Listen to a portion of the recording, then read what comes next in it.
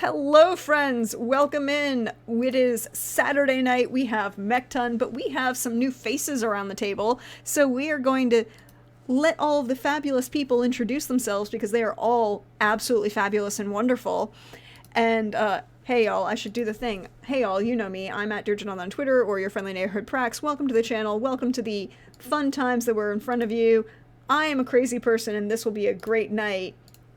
But I should introduce the people here instead because they are who you're here to see and talk to. So we're going to start to my left on the overlay with a brand new face and a wonderful personage. Hello, Wally. How are you? How are you doing tonight? What's up, y'all? It's me, Wally, your favorite non-binary slime best friend on the internet. I am doing very fine. Thank you for inviting me to this game and for the first time of being on your channel and playing with actually, oh my goodness. This is the first time I'm playing with everyone at this table, I just realized. Yeah, this is like definitely the first time I'm playing with everyone here. So this is a new thing for me. So yeah, I'm very excited for this. Yeah, you can find me on the Twitter at WALLE132, just like the cute little Disney robot. Hey, that works. And then directly below Wally, we have the fabulous Hannah, who, by the way, I get to officially now shout out, hey, y'all, you know all of that beautiful art you see on Witcher on Sunday nights? Hannah did that art. Thank you, Prags. I get to say that when you're sitting here this time. I am Hannah, Hanimation Art on Twitter, Hanimation Studios, everywhere else, and I am so excited to be here. This is my first time playing on Prax's channel, actually, and I am so freaking stoked. This is exciting. Let's do this, man! Let's do this. All right. And then we'll go kitty corner up to my right on the overlay, the wonderful, fabulous Pooja. Hello, Pooja. It's nice to see you again. It's so good to be back. Everybody who don't know me, my name is Pooja. You can find me over on Twitter at Pooja and at Pajabberwocky on all other places where I wasn't a disgustingly early adopter. I'm excited to be back in this channel playing with friends old and new. I played with everybody except Wally, so excited to see what kind of chaos we can create together. So, because we have new people here, and I realize that these are new people who are going to be playing in a game from our dear friends Artel Saurian. Yes, this is a Mekton game. Yes, this is an Artel Saurian game. Welcome to the channel. Hi, hashtag not sponsored. But we have some wonderful friends in chat who just donated the 2 of your anime luck. For those of you who don't know, luck is a stat and an important part of all our Telsorian interlock games. They adjust your roll +1. For each point of luck spent, it adds 1 to your roll. Ooh, Lynn is going to give you 1 too, so even better. What chat is spending is their channel points, and they can spend, each person can buy you 1 in chat, and up to a total of 10 people can buy you individual luck points that the group has as a group pool. These can come in very useful at times when you need to, do something in this game for reasons. Because this is a game set and written by our dear friend Mike Pondsmith. Hashtag again, not sponsored. But set in the distant future of the cyberpunk universe. Humanity has colonized the stars. And that has brought tensions and expansion and questions and concerns.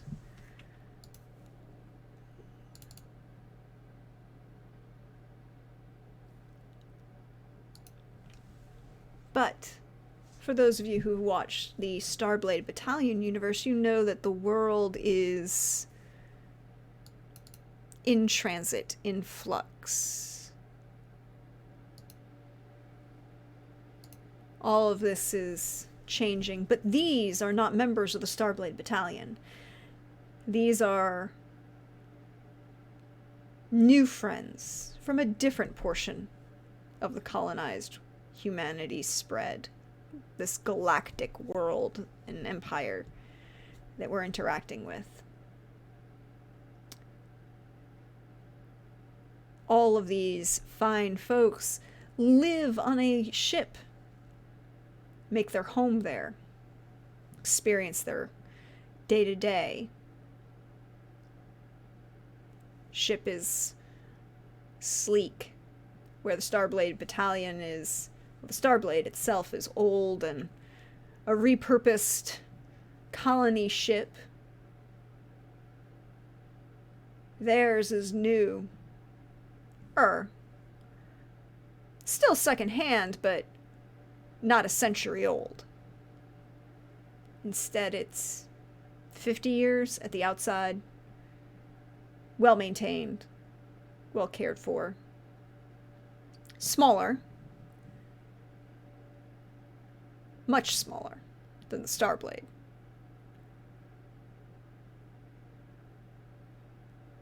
Hannah, I didn't let Lindy intro. Wow, I skipped things because Lindy just lives here and we know this.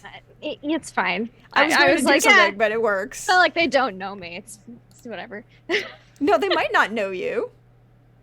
That's fair. That's fair. I mean, I do have a label. It says Laugh Love Lindy. That's me.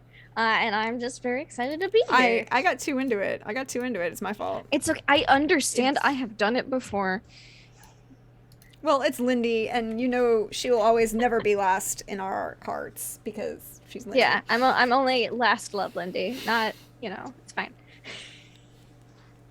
And I was explaining the wonderful people at chat who've given you so far four pieces of luck, so you're very lucky. At least luck for is right good. Now. Luck is good. Luck can be the difference between life and death. Literally.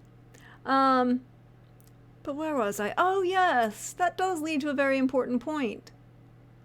This ship. Hannah, what is your... Where would we find you? Give us a description of your charming character and introduce their... Well, mostly half their ship? Would you say half at this point? I mean, I just drive the thing. I just own the thing, No big deal. No biggie. It is my ship technically, but it's a family ship, more or less. The liability is shared, and everyone is welcome to help pay for repairs. So, but you can find my character, Flynn O'Hara, dashing as ever, in the pilot seat, driving us through the galaxy towards our next destination, wherever that may be. And what is the name of this gorgeous vessel that you control? Pilot. My gorgeous vessel is called the Shade Dominion. Very cool. Very sexy. Yes. Very sexy. Very cool. But you share liability, you say? Sure. Which means Absolutely. you also share the title of captain. I do. Yeah. There is a co-captain. He has... he knows how to drive a mech. I don't. So, we sort of share responsibilities where there are things that require mechs, he's in charge. And, some decision making, I allow him to be in charge. And, where the ship and flying the ship is required and things that don't require mechs, that's me. That's my responsibility. It sounds like to me that you have pretty much placed at least 95% of the captain responsibilities on my shoulders. That seems like a high estimate, but I've never been great with math. So, I'd say it's like 50-50, half and half, 60-40, something like that. How about we just say 70-30? Okay, sure. Yeah, 65-35. So that leads to the wonderful transition. Who is this other 65% investor, owner, stakeholder, liability insured? Well, yes, my name is Captain Isaiah Brashear. I put the title in my name because I'm the one who does majority of the talking. It seems like we're the more executive level stuff. Not that I have any complaint about that. I would like to call myself more so of an ace pilot of this ship. Yes, I am the captain or co-captain. Don't debate that, but I am someone that you need when to be out there amongst the stars and the sky to handle business. But of course, I rely on Flynn, my fabulous co-captain, to pilot us through any kind of terrain, any kind of field. I would put my life in their hands if I needed to.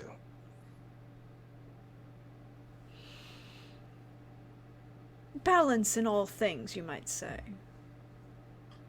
Yes, a balance. Yes, we keep ourselves perfectly in line with each other. Perfectly in line.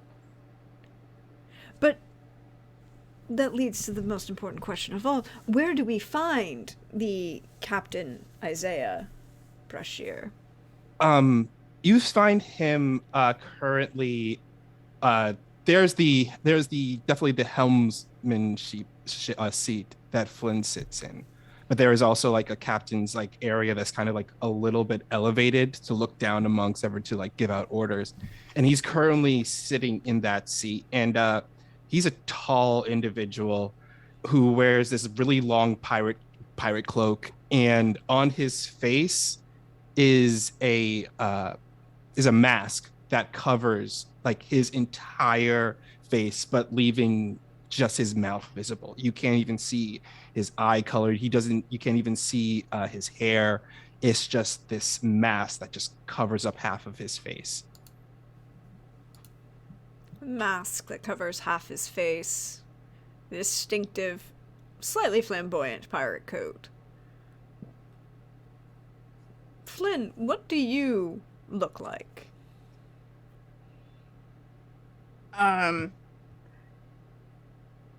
Kind of like somebody who you'd find beat up behind a bar. You know, scruffy, dashing, disheveled. I got my little my flying aids on here.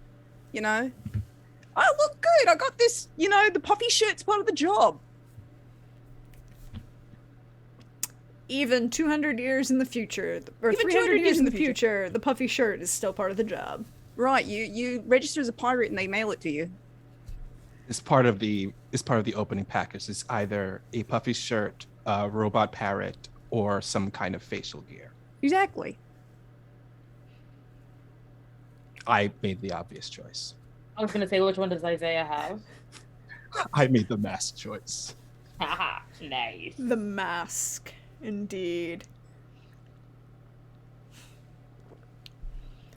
So this balance continues between Isaiah and Flynn, but we pan as the camera just slides along the outside of the hall. This nice long, looks kind of like an elongated, perhaps F-16 fighter, if you know what that looks like.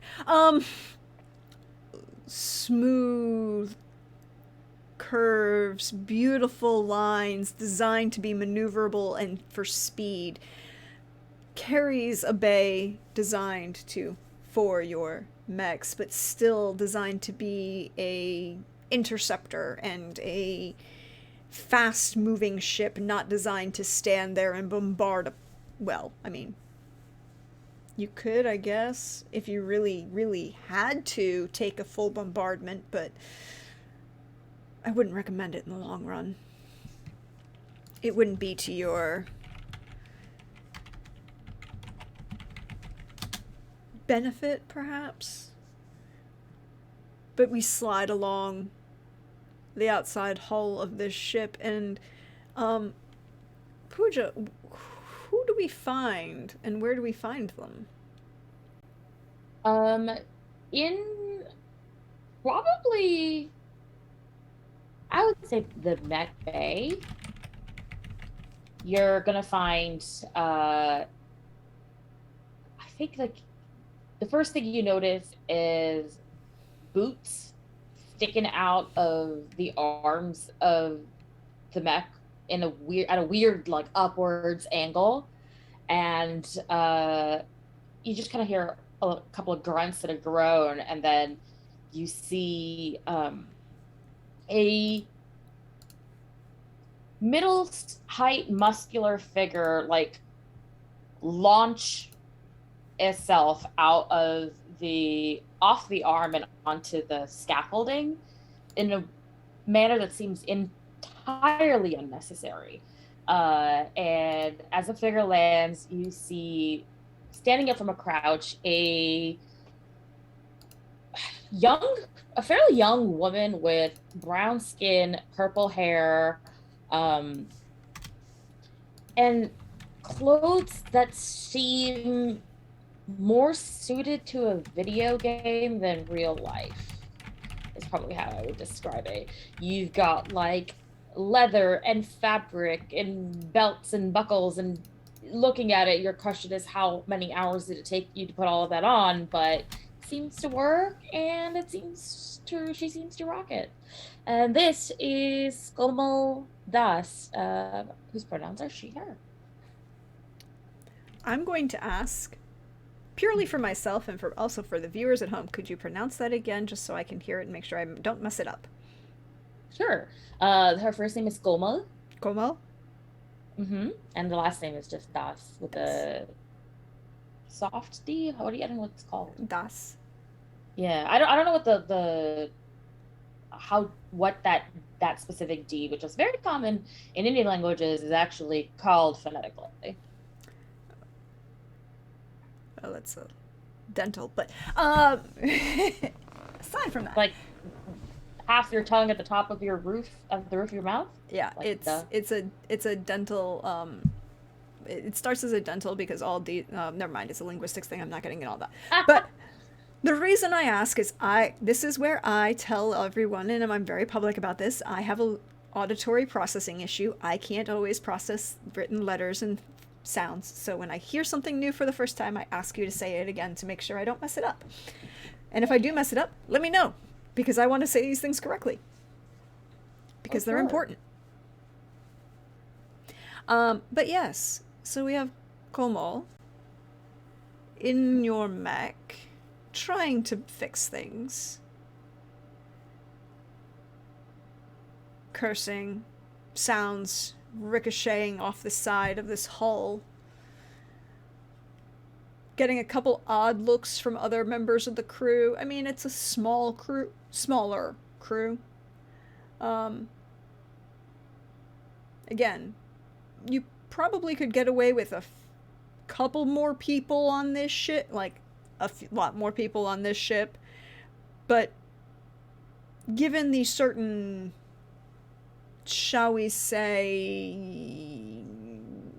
legal questionableness of the jobs in which you partake, one might be, granted to say that perhaps you don't necessarily have as many crew members as you could actually have.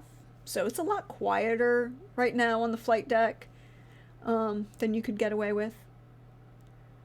We're going to take the camera and let it pan even further down the hull of the ship, inside, around the corner, down into the med bay, where we find whom, Lindy?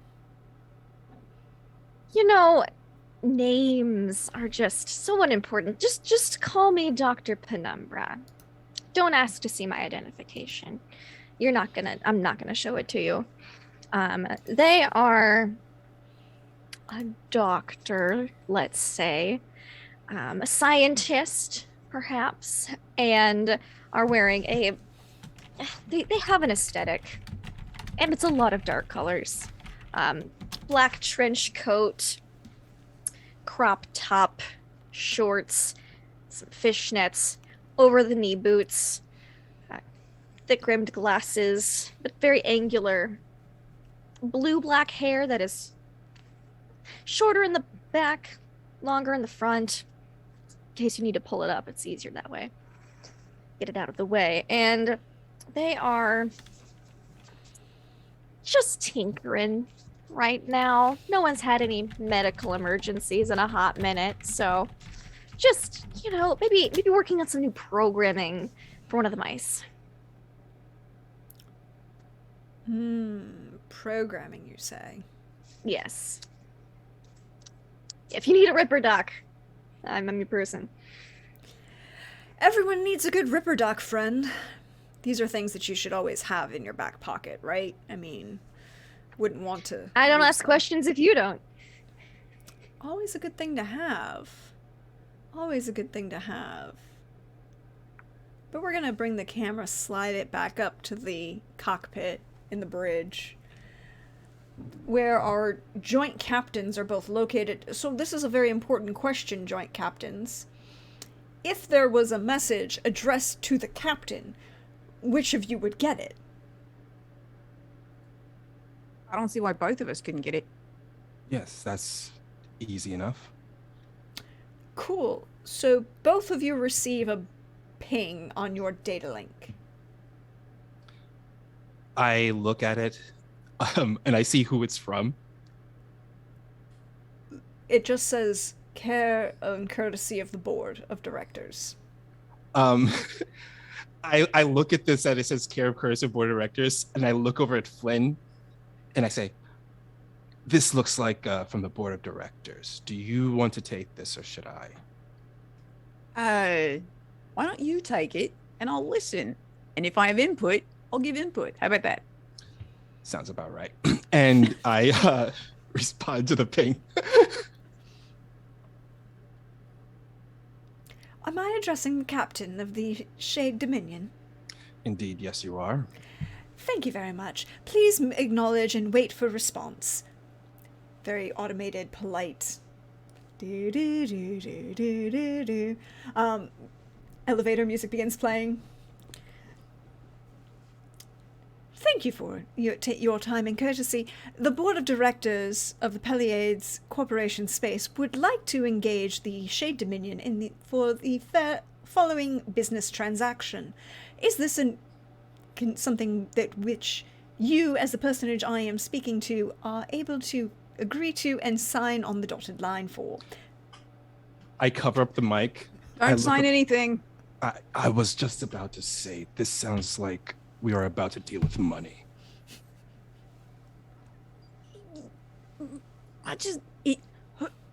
Who's paying us though?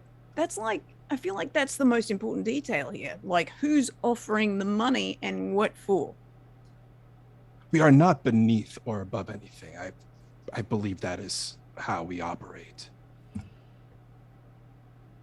Yeah. Yeah. Okay. I mean, we have our rules. We have our rules. We don't involve children. We don't involve, the really bad things, but we are not beneath or above an explosion or two. Yes. I mean, yes, we have standards though. Right. We have standards. So we could hear them out, see what they're offering to pay us to do and how much they're offering to pay, see if they're open to negotiation on that payment, Fine. Yes. Okay. Indeed, this is the captain. I'll be more than happy to negotiate. Co-captain. Co-captain.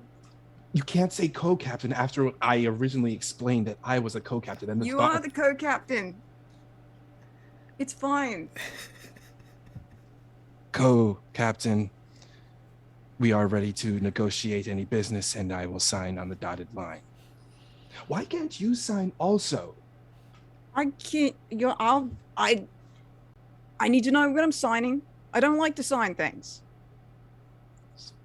That's fair. That is true.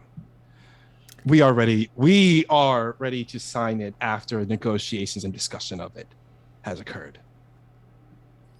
Thank you very much. Please find attached a contract pack, standard non-disclosure agreement, and negotiating bonus. It should be arriving in your inbox now. Please feel free to engage any sort of legal, trusted legal opportunities and consulting that you wish. Other than that, we look forward to hearing from you shortly. Have yourself a pleasant day. Click.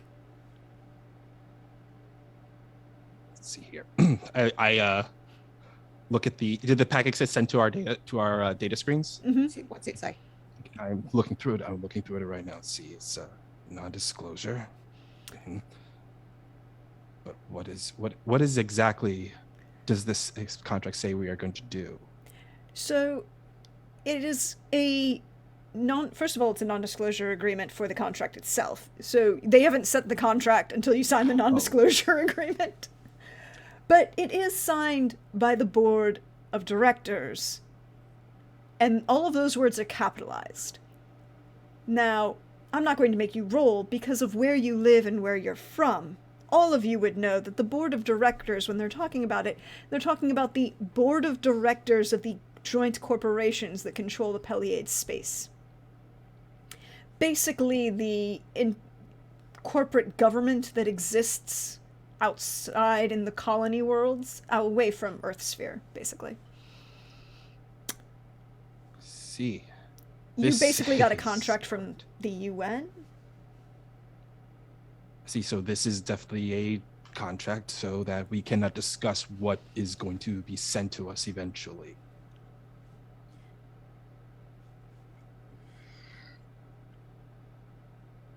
I don't think you can get any more fine print than that.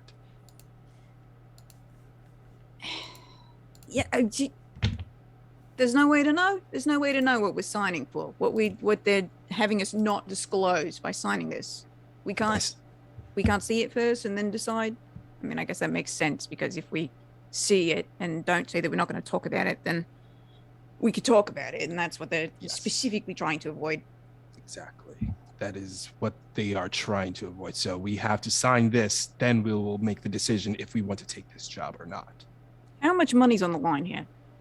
Let's see, there is a non-disclosure bonus. The current offer involves 8 figures and then the words negotiable next to it. It says negotiable, and here is that is a lot of money. That is money we could use.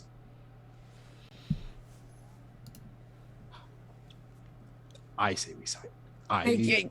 Yep. I say we sign it. Yep. Let's sign it. Okay. Let's sign.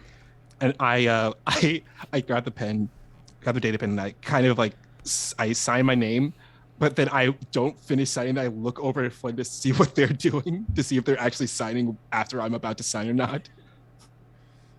Flynn they're going to hesitate watching you, but then slowly, it's a it's like a game of chicken, it's making sure you're signing before they sign, and then vice versa. I'm right now about to make the final loop, and I'm just making try to drag it out as long as I can possible, glancing over at Flynn. Okay, I need you both to roll a d6. That way we just know who finishes signing first. Because I need to know now. As this has become a thing.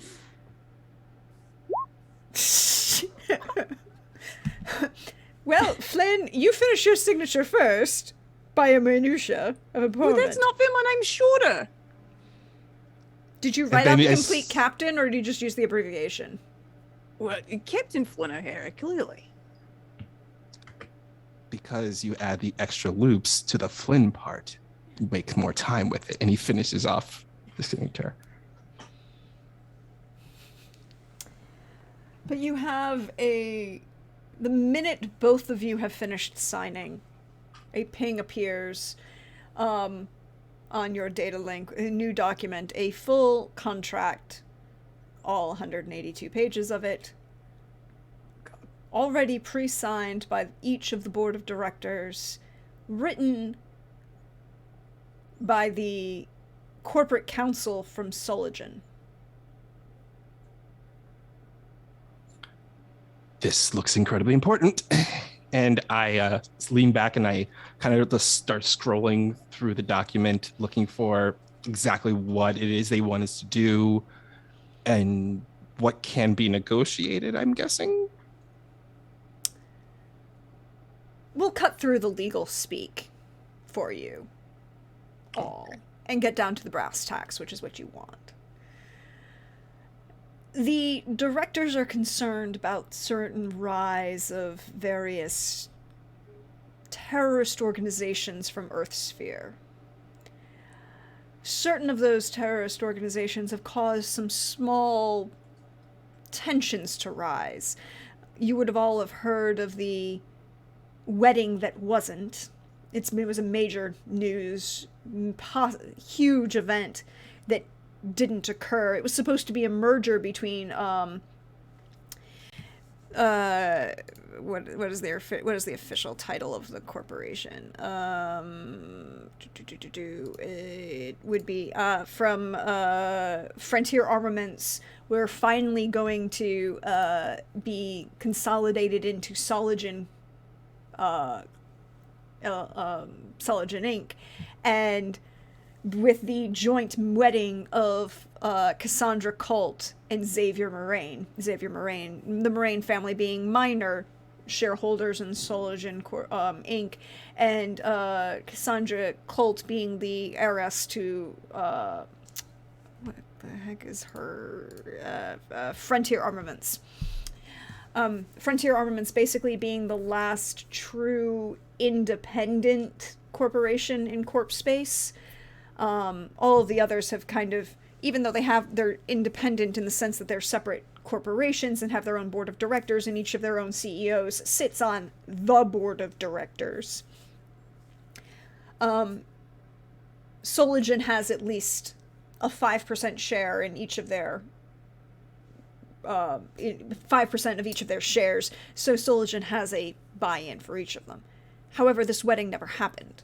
There was a terrorist attack by Earthsphere dissidents.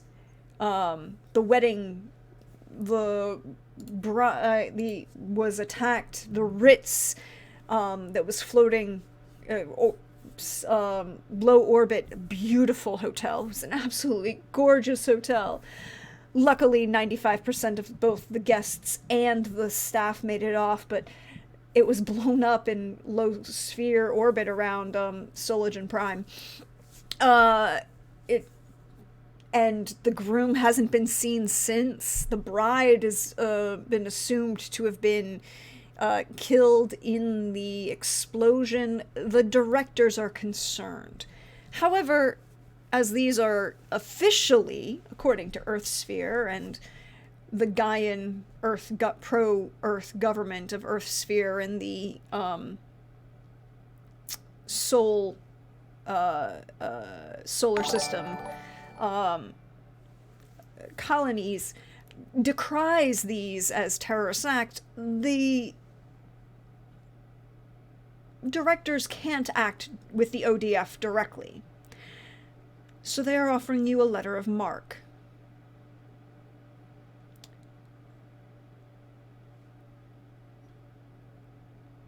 It looks like we're being hired by the board to be, well, what we do. Yeah, they're legitimizing us. Yes, we are. I believe the term is technically will be privateers, I think. That's fancy. I suppose this is what we want, right? Is it? I mean, it's work. It's what we do, and we're getting paid for it. Just because it's, working for the. He like pats Flynn on the shoulder, like rubs the shoulder. It's all right. Just we're working for the government. I know it's something I never expected us to consider, but it's not making my stomach turn. Oh, is it? Is the 8 figures helping settle your stomach? Because it's That's what that is. It's easing the pain. The idea of 8 figures eases the pain. I say we do it. I say we do it. All right.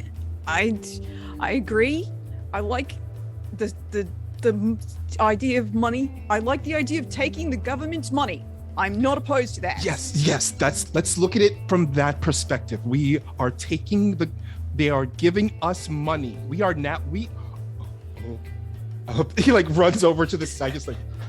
Oh, hey, there, mate, are you okay? No, it's just the sudden weight of what we would be doing is kind of weighing on my shoulders now. The fact that we would be on the government's paycheck.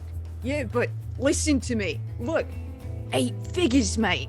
8 figures. That's more money than we've seen the entire time we've been doing this together. Right? Sure. Right, it is. You could upgrade your mech. We could upgrade this ship. Think of all we could do with 8, and we could negotiate more, right? We can. This is true. We can. You're right. Let's do it. Look, think of it like we're stealing this money from the government because we're doing what we're already going to do, right? We're being pirates. Right. And they are, opening their coffers to us, and we're going in and we're taking the money. It's just another day on the job, right? Yes. That is actually a fantastic way to look at it. We are acquiring from their banks what they would normally give to the rest of they should be giving to the rest of the people. They're giving it to us, and we're going to pocket it. But still, we are taking from them. Yes. Another point for you included in this is the agreement that you will get to keep 35% of all prize money for taking any foreign enemy vessel. They are paying us. They're paying us to loot. They are paying us to loot, Flynn. Flynn, the contract says they are paying us to loot. They are saying we have 35% of whatever we find out there during our mission. We're good at that. We are excellent at that. We are very, very good at that. So if we do it, if we look at it that way, if you're excellent at looting, right? Now, you're very good at it. Maybe we can negotiate the loot percentage up. Okay. That way we can stick with our 8 figures, and anything we find is even more ours because we negotiate the percentage up, so it's no longer a 65-35 percentage of the loot, but like maybe a 50-50. Yeah. Okay. Yeah, I like that. Okay, let's you should do the negotiation talks though. You're better at that. Oh, yeah, right. I'm good at that. People like me. Of course they like you. Yeah, Are you questioning the fact that people Absolutely not. I am dashing. Exactly. All right, let's get on the line. Do you wish to see if there's anything else in this document? Yes, I would. Okay. Just, thought I would ask. So in that case, it would be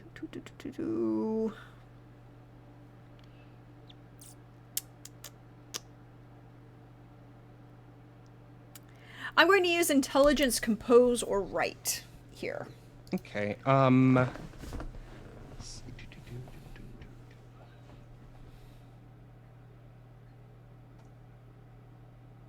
intelligence rolls. Okay. Just a regular straight intelligence roll? So it would be compose or write would be the skill. If you don't have that skill, you can either spend points of your luck, or you have 4 points from the kindness of chat as a group. I'm gonna use a point that the chat gave me to roll for it.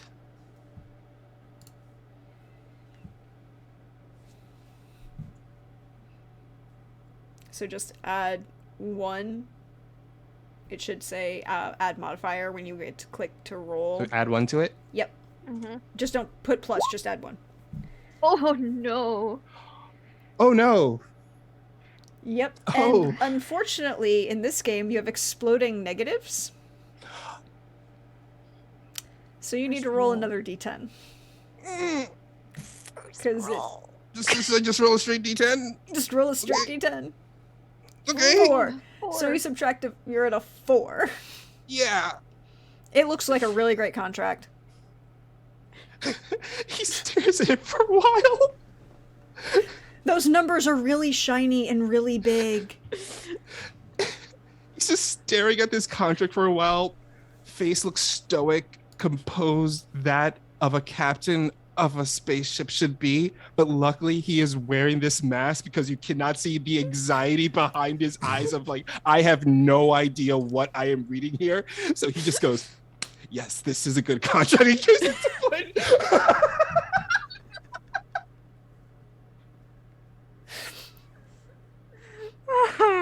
Great. Okay. All those shiny zeros. Yeah, it's very shiny. Oh.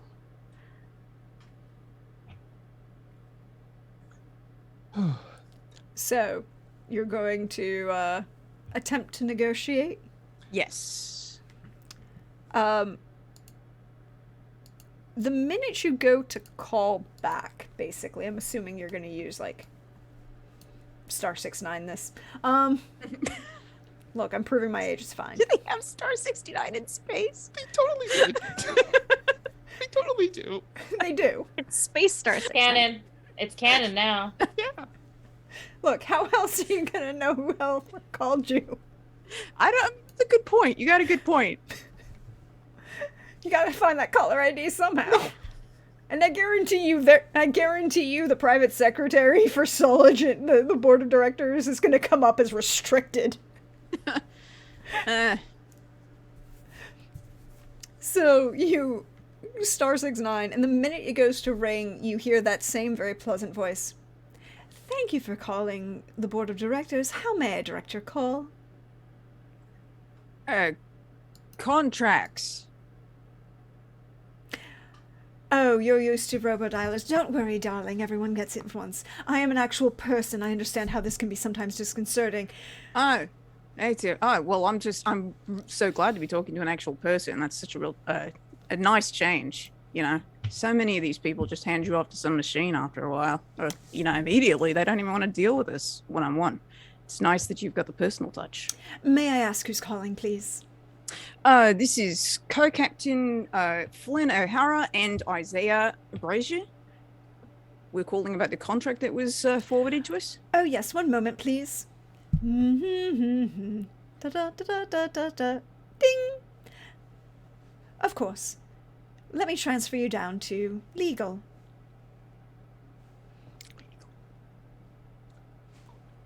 Yes, all right. Shade Dominion, right? Base 8 figures, standard 35% retention. Anything else?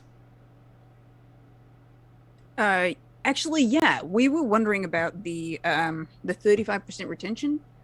We were thinking that it would be more beneficial if we just put the 35 on top of the original amount to make it life easier for everybody else. So you don't want any ongoing royalties or retention rate of on sales. So I'm going to strike that 35% retention. You just add that straight 35 number onto the base so you don't... No. We want a retention rate. We just want an additional 35% on top. 70? Yes. Roll persuasion fast talk. All right.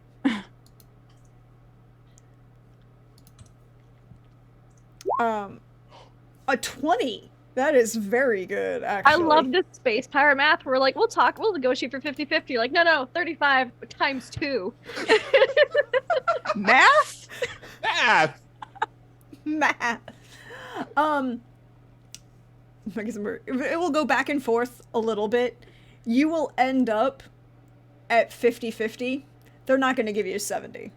That's fine. It will end up at 50-50. And all right, 50-50 split of all take, and you maintain and control your own mechs. Have fun and have a nice day. So when you submit the contract, it will be signed and notarized. Bye. Click. Excellent, but okay. Look, lawyers are Nobody paid ever by wants the to sit time. and talk. It really feels that way. So we did it. Yes, 50-50. 50-50. Excellent. Oh, that is fantastic. That's going to be so much money. That we are taking from the government. Oh, I need to sit We're down taking again. it. We're taking it from the I government. need to sit down again. I need to sit Yeah, down just again. just sit down. Oh, I'll get you like some water or something. Some of the seltzer water if we can. Yeah, you got it. Thank I'll you. go and get some seltzer water. You have a...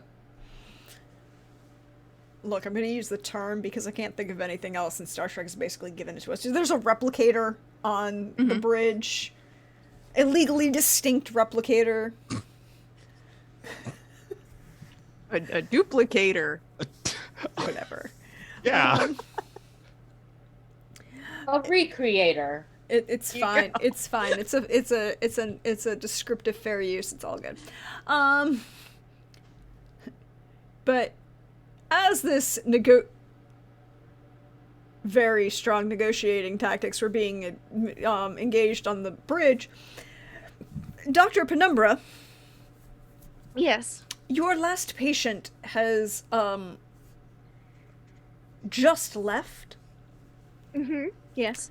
And he left you with a small gift. Oh, did he? Yes. Half of it is one you will really like, and half of Okay. it you're not sure what to do with. Everything has a purpose. Well, half of it is vat-grown organs that he appropriated. Ooh. Oh, how delightful. Writing this down. Oh, it's so nice of them. Exclamation point. Yes. What's the other half?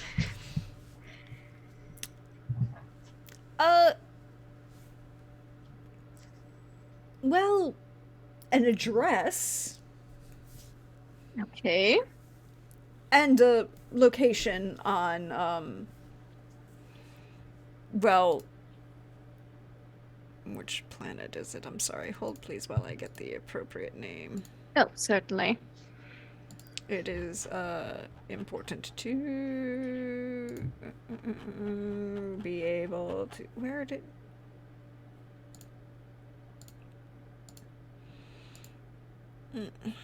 Oh, Pyria. It's, a planet, called... well, it's a small location outside of, on a hammersmith in the Forge system. Forge 5. Okay. Hammersmith. Interesting. Mm-hmm. Just- It's a small address you can discover in the city of Redemption on Hammersmith. Interesting name. In the Forge system. It is, along with Just a phone number. oh, and a phone number. Interesting. Talking to people can be so draining sometimes. If I search the net for this address, do any interesting results come up? Well, that would be computers. No, what is it in this game? Hold on, please. It's not computers in this game. It is,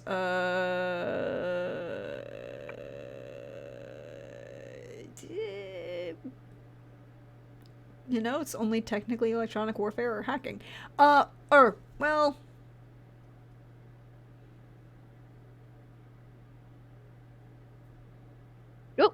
accidentally accepted. The other one's programming. Yeah, let's Right. Hacking? yeah, let's just use hacking right now for a base computer skill. Yeah. It'll be a Cool. lower DC because you're not actually hacking, but Yeah. No, that checks out. That's fair. I'm real good at programming, though, just if you needed to. I mean, know that for any reason. if you can use programming if you want. It's No, I'll use hacking. It's more fair to the game. I'm real good at programming. It's there we go. you're still real good. When I say I'm real good at programming, I'm as good at programming as I am at medical things. Oh, that's always important. Yes, because I'm a Ripper Doc, so I deal with tech and meat. Yes, those are two important things. The address is a bar casino. Off the main drag, but kind of like So like walking distance to things. Or no, like no. It's easy not to get to. No. Okay. It's a resort. Oh. Now, when you say resort, there's two things that come to mind. There's resorts, and then there's resorts. Like, which one is this? 3.5 stars. Okay, that's We're talking resort. we're talking Mohegan Sun, not Atlantic City. But also not like the Palms. Yeah, no, fair. A decent resort. Yes. Decent I've resort. seen some resorts, and I've seen some resorts. Yeah, So, no. It's a very decent resort. interesting. Very interesting. And it's just the address to the resort and a phone number. Mm-hmm. Fascinating. I will also search the net for this phone number before I actually have to deal with, again, any human interaction. The phone number is Try to do like a reverse lookup. Like when you get Yeah. those phone numbers, you're like, all right, is this? Okay, yep. the phone number is well, I guess unregistered. I was going to ask, because if it was like the phone number to the resort, that would be No. one thing. Okay. It's an unregistered private number. Wonderful.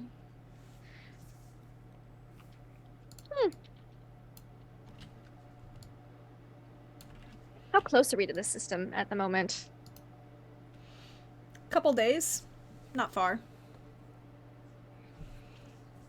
Make note of it for when I see the captains again. I'll ask which direction we're heading.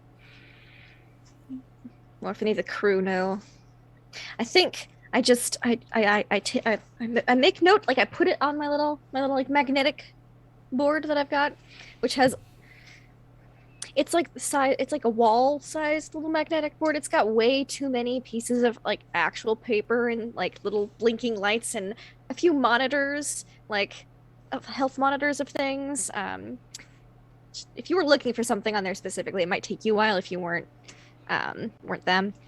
And they are going to get to organizing their vat-grown organs. Yeah, they're So exciting. They're very exciting for you. We're gonna take that camera, Kamal. You can Kamal. hear Kamal. Cool. Yeah. Emphasis on the first syllable. Kamal. Mm-hmm. Thank you. I appreciate. You can hear the sounds of a very, very heavy footsteps leaving out the. So, like, it's a mech bay, and you have it open, but it's got shielding to maintain atmosphere and circulation, but there's no real. You have a door and blast doors that you can close, but you don't really keep them closed most of the time because it's faster to launch mechs without opening the bay doors. You hear heavy, very heavy footsteps. Like, you don't even need to roll for this. If this was 600 years previous, you'd be like, damn, somebody's got that full plate armor shit going on. But and then you realize it takes a second that they just walked out the bay door. Almost. gonna follow. Koval is a curious cat, so she will curious cat her way forward. You can roll me awareness notice. Okay. Let's see. What do I click on my sheet to actually roll the thing? Oh, the black dot says roll on it. 15. So, after you pull yourself out of the innards of your mech, which very nice, very pretty build that it has, you can see a figure has literally just stepped off at that moment into the black and is continuing to walk. Yep. More than using Okay. Yeah. like propulsion. Is it a human-sized figure or a mech-sized figure? I mean, it's more human than mech, but also I know what this is. a very like you would not want to meet this individual in a dark alley sized person. No. Is there like an intercom anywhere near me? Oh yeah, you have a full built-in data link that links to the intercom in this ship. Yeah. Oh, okay. I'm going to immediately ping Los Capitan, both of them, and be like, Cap, did anybody for the ship just go for a little spacewalk situation? Not spacewalk, but you know what I mean. Spacewalk, no. Extravehicular jaunt.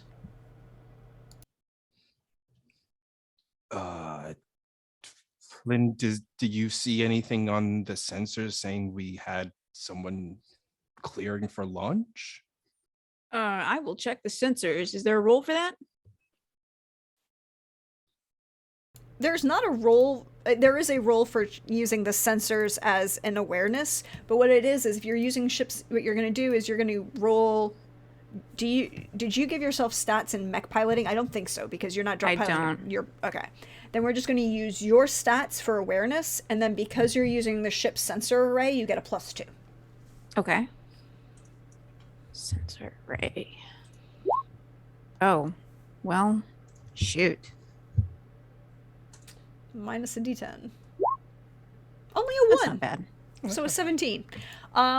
You do have a figure walking away from your ship. Is it Like- supposed to be? Like not a mech, like a person. And admittedly, your ship is kind of drifting. You're not really, I'm assuming you weren't maintaining stabilizers to maintain yourself in a certain orbit around anything. So you're not, but you were at the same time, you weren't moving in a particular direction. So Yeah. there is a growing space between the two of you, but the figure is just walking. While I'm watching this happen, have I seen anything like this? Like, do I you said it's not propulsion, but I'm a smart gal. Like, do you think I can just by seeing, you're like, this defies the laws of physics versus they could probably use XYZ kind of thing to do this. Like, I'm just trying to figure out how caught off guard I am by what I'm seeing. This would be a...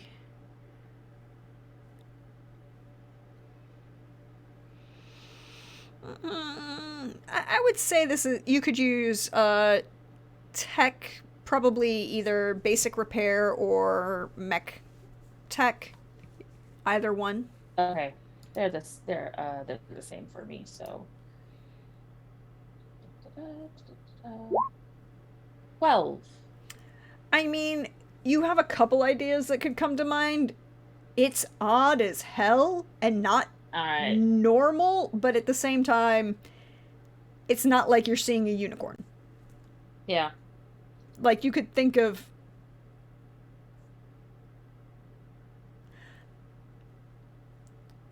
3 different ideas that could come to mind. Somebody with a really good skin suit. Skin suit being a skin wave tight space suit that is basically something that most people would wear underneath a like heavy spacesuit as an extra layer of protection. It could be an AI, a robotic AI of some sort. Could be somebody, could be, I mean, there are cybernetics that could do something like that, you know of. I still have the intercom open, so I'll ask, are we missing anyone on the crew? Can we figure out who it was that went for a little walk? I think we could. The only way to do that is to do some kind of roll call, right? That seems like something a pirate captain would do. Make sure everybody's accounted for. Yes. He grabs the horn. All crew members, please report to this ping with something of saying that you are here. We need to do a roll call for no particular reason. We just want to know that, make sure that you're all here. Oh, Good, subtle, not suspicious in the slightest. No, not. is there like a texting function? Immediately on get a my- call from medbay to the captains. Oh, I was gonna say, is there any texting available to us? Because if so, Cobalt is texting the doc to be like, yo, get to the mech bay.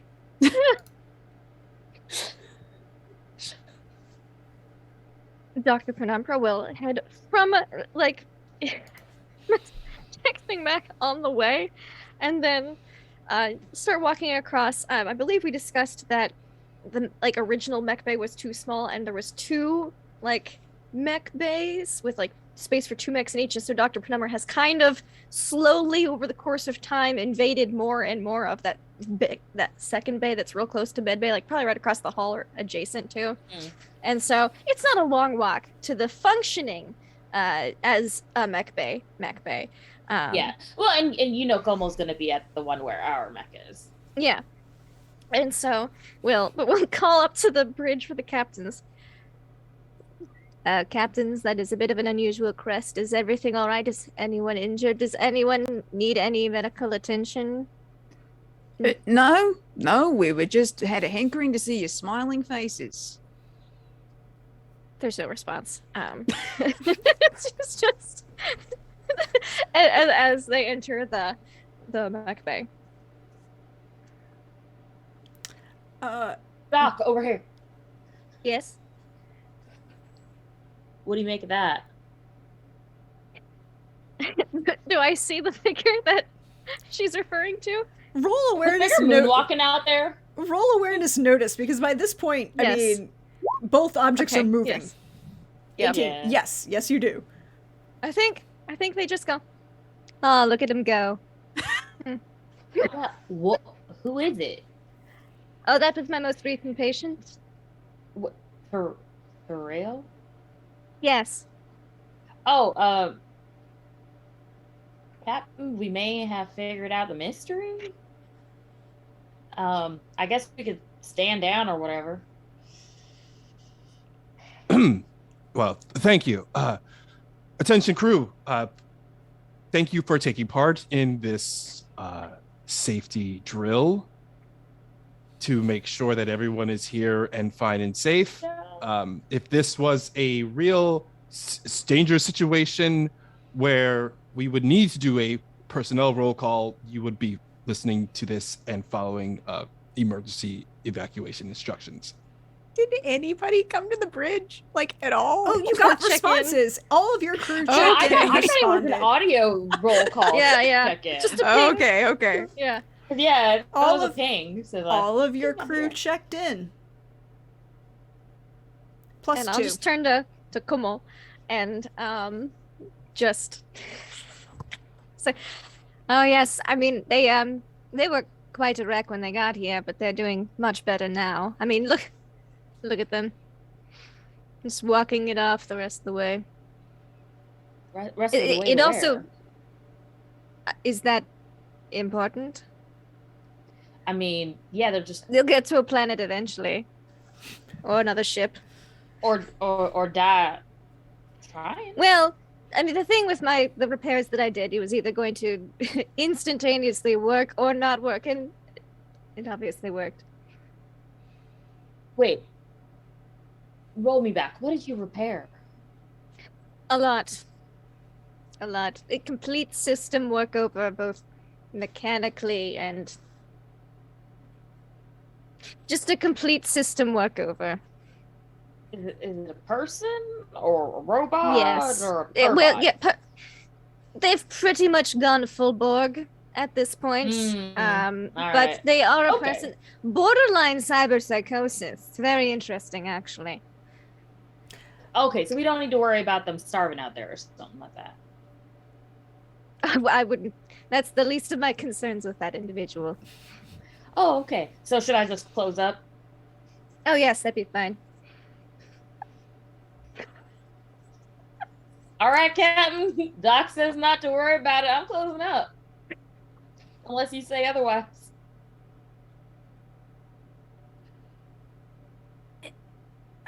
Okay.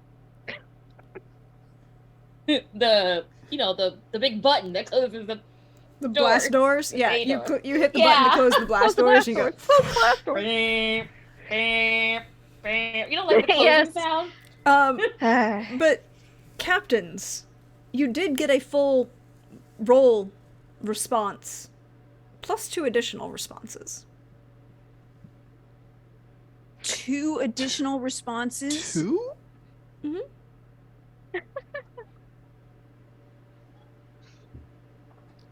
These 2 are unaccounted for. I don't know who these 2 are. The stowaways on our ship. This cannot be. See if you can trace who sent those 2 additional pings. Yeah, do we know where each of the pings that we got came from, like on the ship? One of them is coming from, yes, you can, because it's your ship and you have a full schematic of your ship and you had everybody check in. One of them is coming from Komal's quarters. The other is coming from underneath the bridge.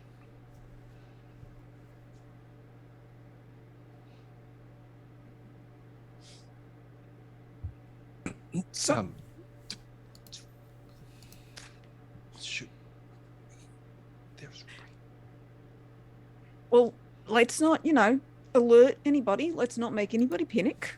But the first thing, we should probably see let's make sure that everybody who's over near Komal's station is fine. And as long as they're not being harassed, maybe we should deal with the one that's... I agree. Perhaps Okay. we should deal with that one first. Komal, Yes, Captain? how are you doing? I just watched a man-borg walk off the ship. I mean, so Very impressive. it's just a Wednesday. Very impressive. Great, that's awesome. There's no buddy harassing you or anything right now, is there? Nobody in your space? Oh, no, the ping came from her quarters, Orders. not Yeah. her bunk, not her. Oh. Yeah, I'm in the mech bay. Yeah. Oh. Oh. Isaiah Anybody looks over? over at Flint. Flint, I just noticed that the ping didn't just come from Komal's mech bay, but from her quarters. You didn't have any visitors on the ship, did you, Komal? Did I have any visitors on the ship? God in the sky?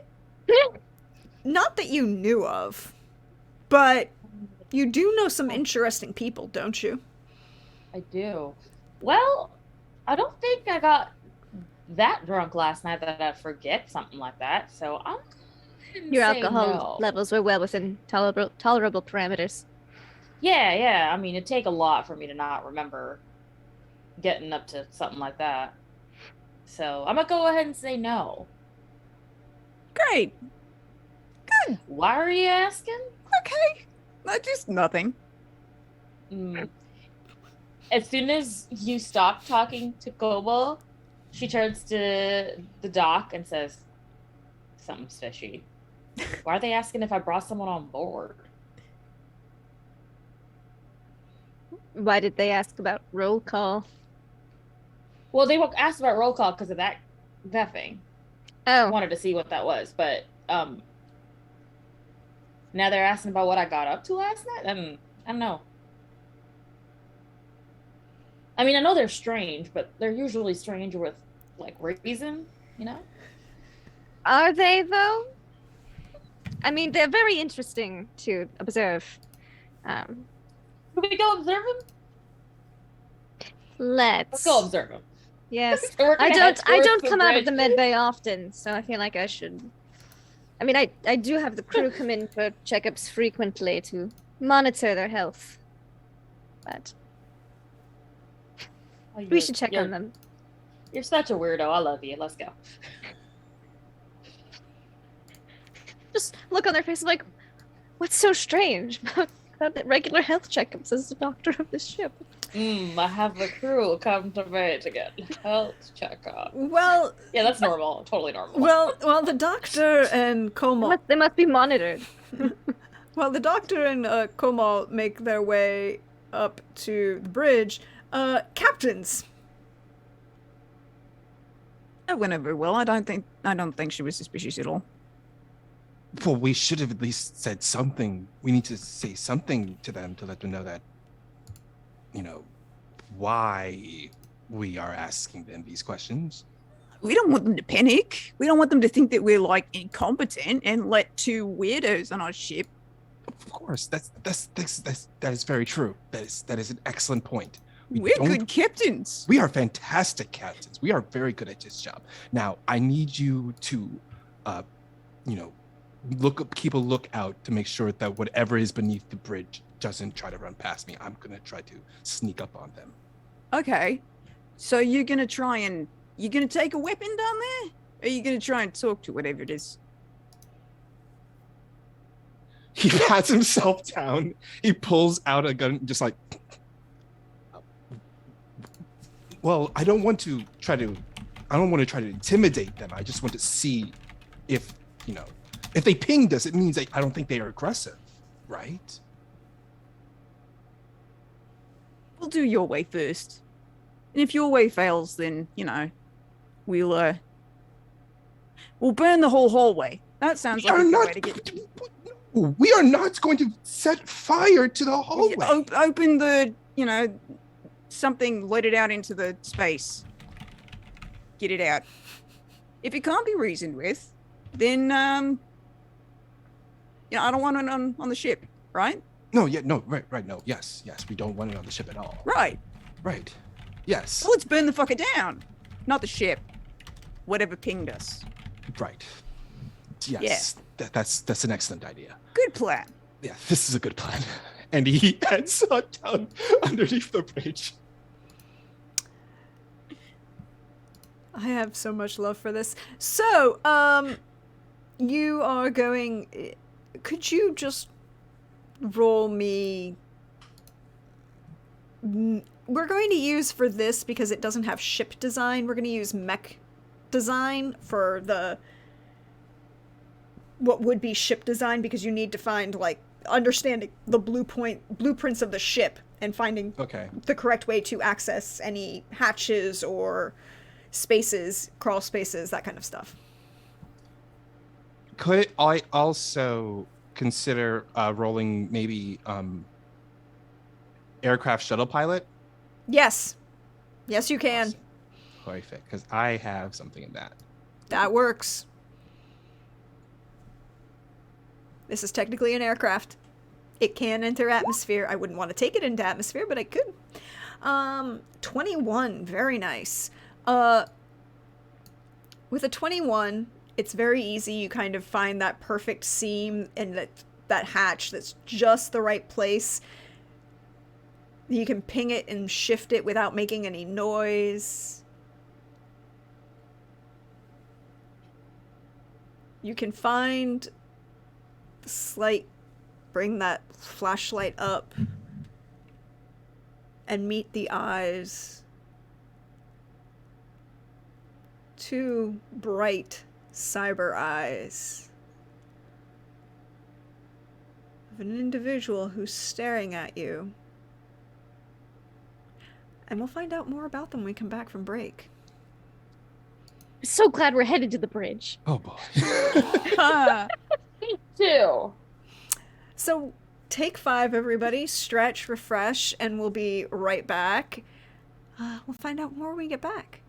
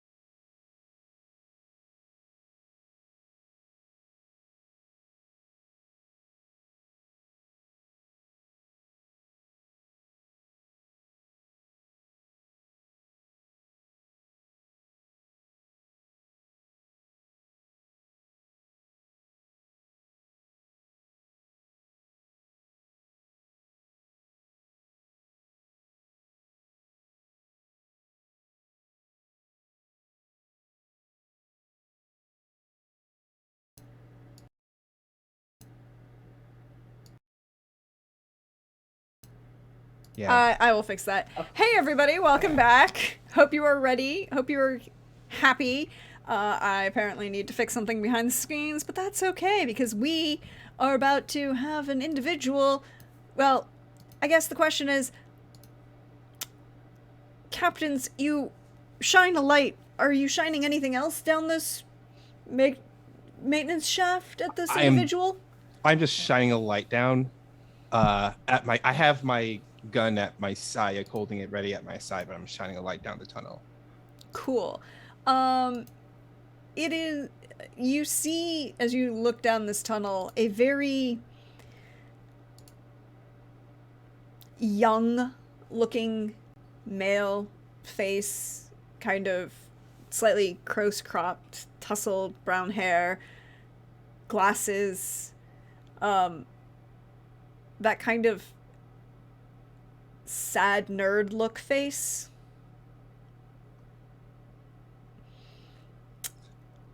And also he looks like he would be 130 pounds soaking wet. And also looks like he's stuck. Who are you and what are you doing in our ship?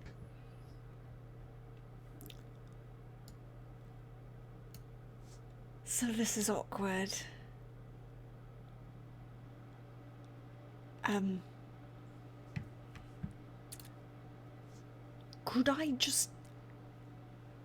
Could you give me a hand, please?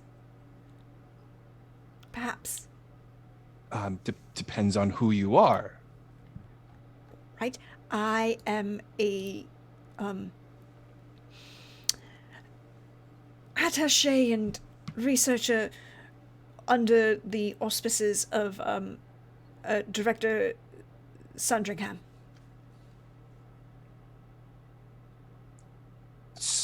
Well, thank you for giving your name, but you are a stowaway on our ship, and we do not take lightly to stowaways. Not technically your ship.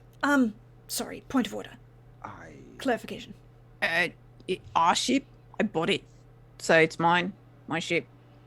And you're not supposed to be on here. Well, now you're a member of the ODF, and therefore subject to all inspections by, military command. Wait, what do you mean? You signed the contract. Yes, just a few moments ago. Yes, I know. I was supposed to be here. I got stuck. I'm sorry. You have very confusing doors. So part of the he closes the gate of the thing and looks over at Flynn.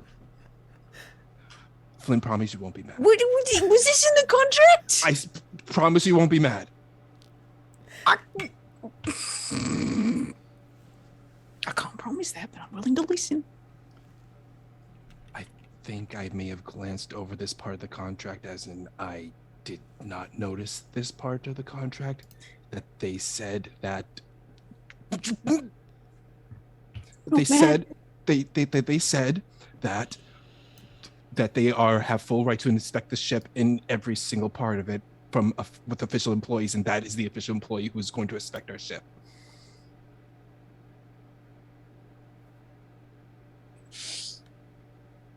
You mean to tell me that we've legally signed over our ship to be under inspection by some Poindexter at any given moment without prior notice? We could just have people on board the ship that we don't know about going through my ship, our ship, our things. How did he get in here? I don't know, but that's what it sounds like, what you just said there. So we have to actually be civil to this nerd Poindexter that is now on our ship. Point of order. Could you please help me? I'm losing circulation in my outer extremities.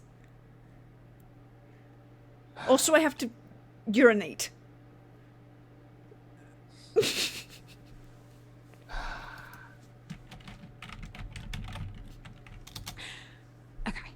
let's retrieve the kid. And figure it out from there.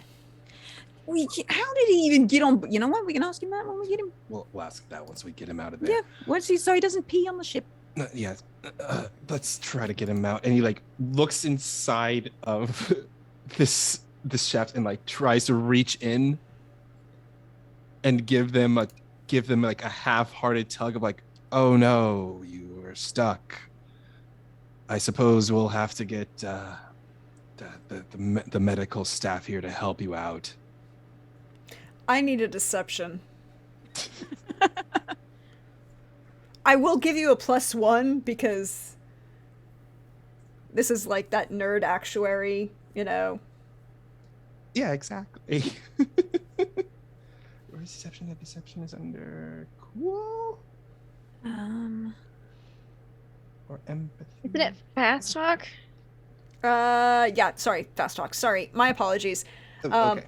I Witcher apologize. skills, Mekton skills. Witcher skills, they're all Mekton so skills, similar. Cyberpunk skills. Which one of it is this week? So a It's a 12. Yeah, it's a 12.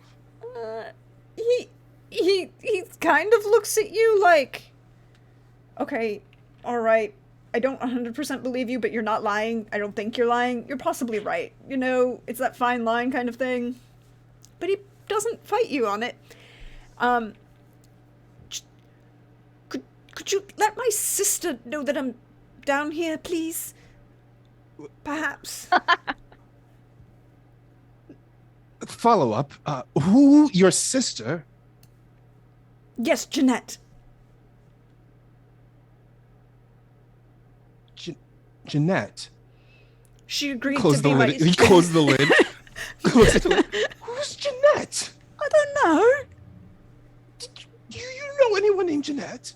I don't know anybody named Jeanette. No. I mean, wait. I was going to follow. Do you remember anyone named Jeanette? No, I don't remember anybody named Jeanette. No. What if Well, this is the person? What if this is the other person? You know, there was the other person in Komal's quarters. Oh, you think that might be Jeanette? Maybe. Okay, because I didn't let anybody named Jeanette on this ship. Well, I'm certain I did not. So, we grab the kid, then head to see if that's Jeanette. I think we should. Okay. He opens up the hatch again. We're going to let you out now because we are now very confused about something and we need you to clarify many things. And he reaches in and goes to pull them out for reals this time. He is actually stuck. I will need a roll from you. It shouldn't be a hard... Please fail. It shouldn't be a hard roll. Can I assist? Like, Don't. No. oh, no? No? Oh, okay. Okay. She wants this Look, boy to We're rip in already half on the so way. she can... It's fine. For science. It's for science. Dr. P is just like, more parts, the better. Oh my I've goodness. got some great specs. You know, You can use, in this case, it would probably be just a straight body roll to just pull him out with just straight strength. So what you would do is you'd roll a d10 and add your body score. Okay. My body score is my body score. My body score is 10. Because you only have endurance, you don't have physique on this one. You've It's got a very good interesting. body. Mm-hmm. I got cybernetics. Body. Ugh. So a 19. Flynn notices Yeah, the 19, body yeah. doesn't, Flynn. So you can reach in and pull him out, and it's one of those going to be those moments where you will hear the as like he pops out of what you realize he kind of climbed in through a space in between two ducts that he really that no one should have been in, but he just barely fit, and you just kind of pull him out. And it's at that moment that the doctor and Komal will appear. Seconds too late. Just that, and I want Captain Isaiah. I have a question. How tall are you? Oh, I'm tall because I took for my gear, for my cybernetic gear. Mhm. I took grafted muscle and bone, so they're a Nice. little bit taller and thicker than a normal person. So I would say they're like a good 6'9". Cool. So this 130 pounds soaking wet is not going to knock you to the floor, even when you pull it out. But it'll be this. See, I say 6'9" like it's a point of clarification. The reason why I say 6'9" is a little bit taller because I'm using myself as a frame of reference. Yeah, I was That's about to like, say. I am 6'6", so yeah. So Very but- tall. So I am Yes. learning. You're a things. 1.5 taller than me. yes, we are the small. I have a it's cousin that fine. tall. I'm like, hey, that's your belt.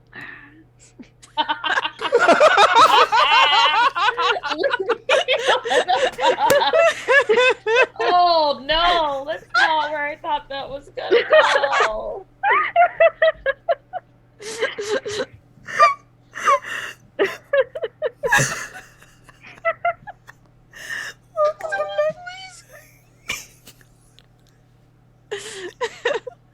Clip that. Oh, if not, I'm definitely gonna make a highlight of that later. Anyways, so when you pull this kid, and he's like 5'6", you kind of hold him up. He's like just slightly off the ground. It's when the doctor and Komal,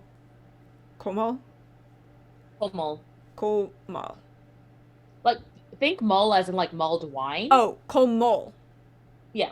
There we go. Thank you. I'm stressing the wrong vowel. Appear All good. in the bridge.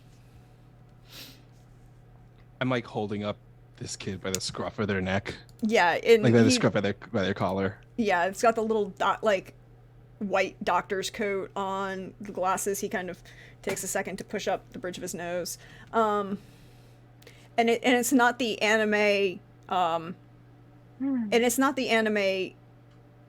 It's the anime weak nerdy bridge push, Yeah. not the. Really Yeah. cool one. They shunk.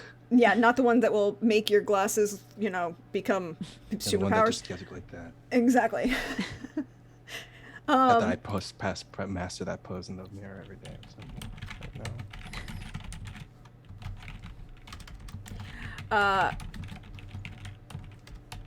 There's immediately just like a narrowing of the eyes and a pause by the doctor as they enter, seeing this person wearing possibly a doctor's coat.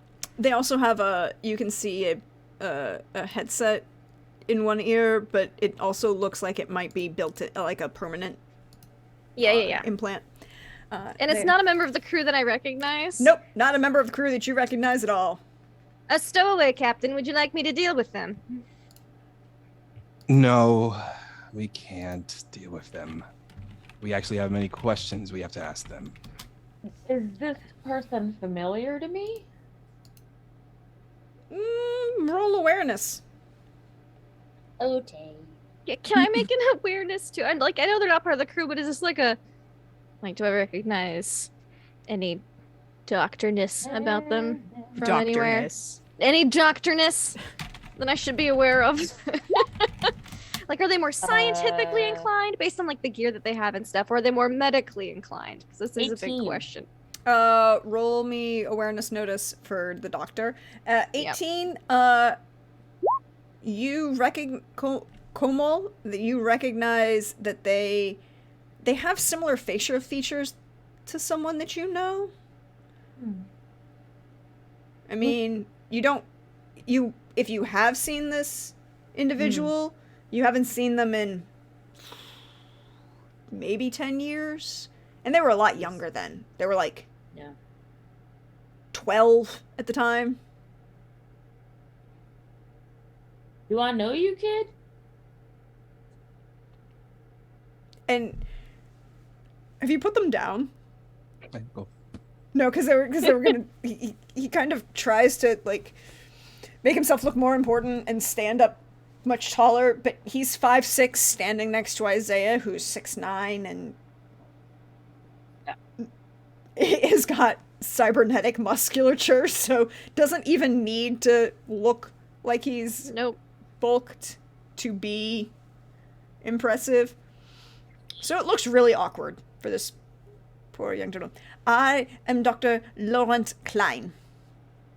I am here under the auspices of the Director Soddingham. I am now in charge of ensuring that you abide by all regulations and distinctions of the ODF requirements, and that you file to ensure the appropriate filings of all paperwork. I look Sorry, at what this did you say? punk, What, Klein? and I look at the captains. I look back at the punk. I look at the captains. So, ODS? we have work. Yay! What's your field, Doctor? Doctor of? Mathematics, applied and experimental. Excuse me, applied and Tiny theoretical. bit relieved, but not much. Captains, I see her. Oh no! have y'all gone legit? No. Now hold on. Let's not bring dirty words into this. We The are ODF's here. Is that not dirty enough? we are under contract, but we've negotiated where we are doing a job that coincides with the interests of legitimacy, that gives the appearance of privateering, but we are being paid to do what we do best. So it's business as usual, just with a few, snags. Is this going to disrupt With that, my studies, let's say?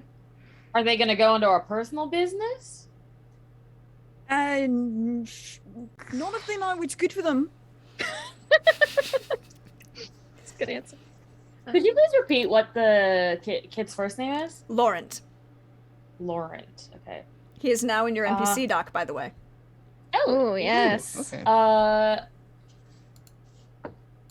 Laurent, do you know what's good for you, or are you out here to Oh, into look personal at him. He's matters? such a little nerd. He's so cute. It's too bad.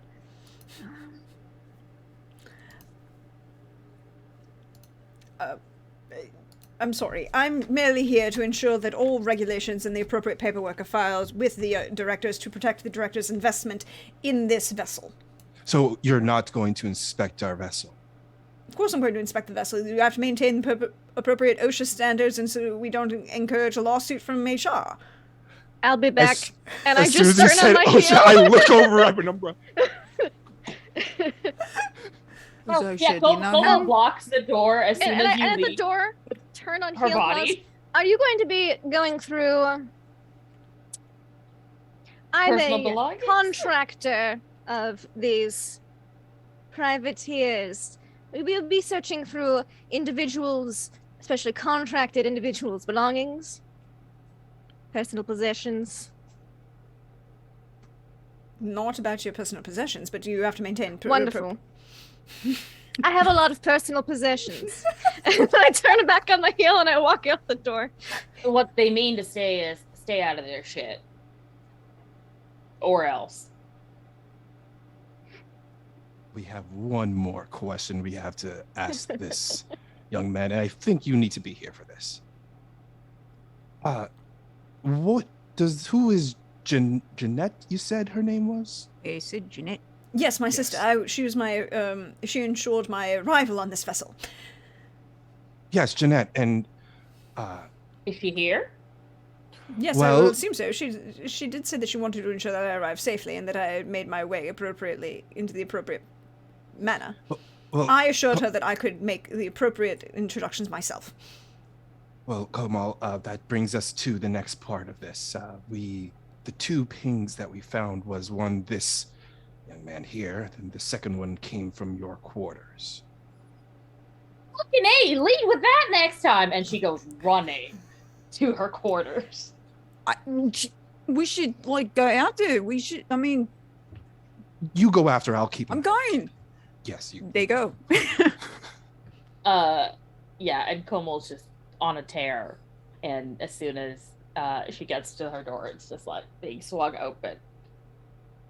What does she see as she There crashes is into her room? a woman seated. So most of again, it's a military-ish vessel. You have a slightly larger quarters than perhaps one might expect on the Starblade for a comparable authority, because you have much fewer people. So there was a point at which you expanded a couple of these quarters, kind of took over the one that was next door, kind of turned it from 1 to 2, but they're still relatively serviceable.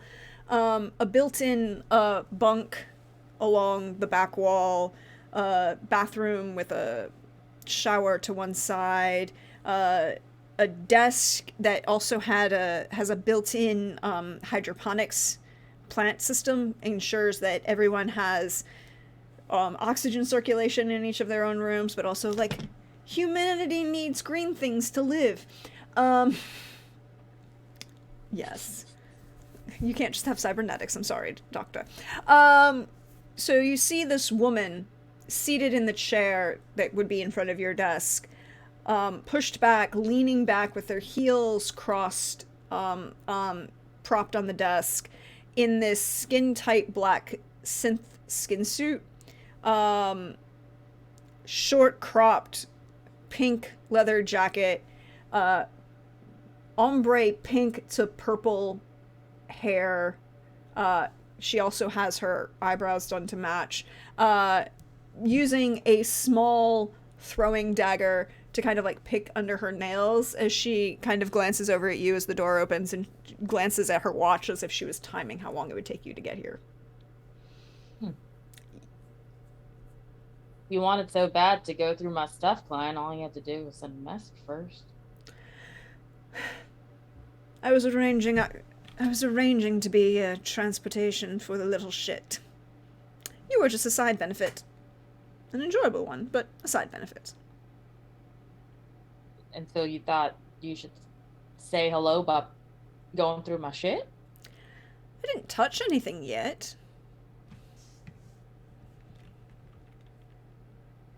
Does Flynn come up behind us? Yeah, I wanted to let you have your conversation, but yeah, Flynn comes up like running after Kamal has already opened the door and had this conversation with Jeanette, I'm assuming. So well, Captain. This Yes, is I am the Jeanette captain. Klein.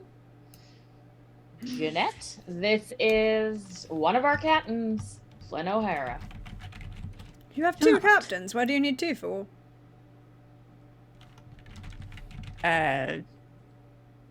One for the flying and then one for everything else. Why do you need Listen. 2 inspectors on board Yeah. our ship? Oh, I'm not an inspector. That's a little shit's problem. I'm here because it was an enjoyable. I got paid to it, and she's hot.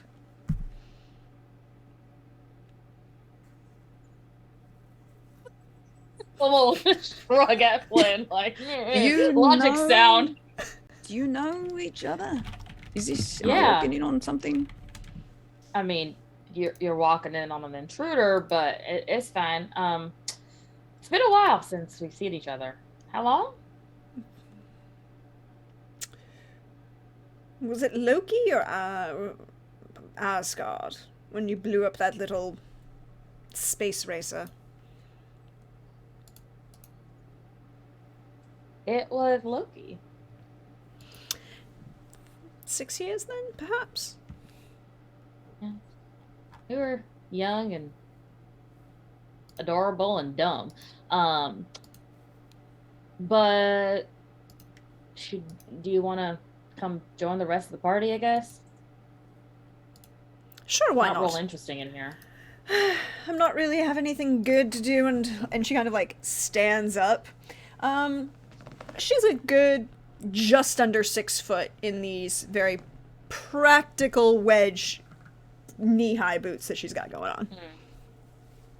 So that means she is taller than Como. Como is like a 5'8". Yeah, I figure half of it is, it's like she's probably actually like 5'9", 5'10", but the boots give her the extra height. Yeah. She looks like a 5'8" 5'9" 5'10", but the boots give her the extra height. Um, Yeah. Yeah. She looks like a 5'8" 5'9" 5'10", but the boots give her the extra height. Yeah. Yeah, We're gonna should head back join to us. the bridge. Oh, that's where Como's gonna start walking because let's keep everyone as far away from Dr. P as long as we can. I don't have to be in Charybdis for another week. It's fine. Where do you have to be? Charybdis. Is that... Is that where we're going? I don't know where you're going. I have to be in Charybdis in a week. I just know that there's rumors of a really good score coming out of there, and, you know, she's supposed to be there. Who is she? You could both roll me streetwise. Great wise. Jeanette, by the way, is now in your dock. Ooh. What is streetwise under intelligence? Cool. No. Cool. Cool. Alright. So cool. You want to be cool on this shit. Ooh, I rolled a 13, but Flynn. Yeah, Flynn, this actually makes sense with your previous occupation. Charybdis is the, well, think Tortuga of space. Okay.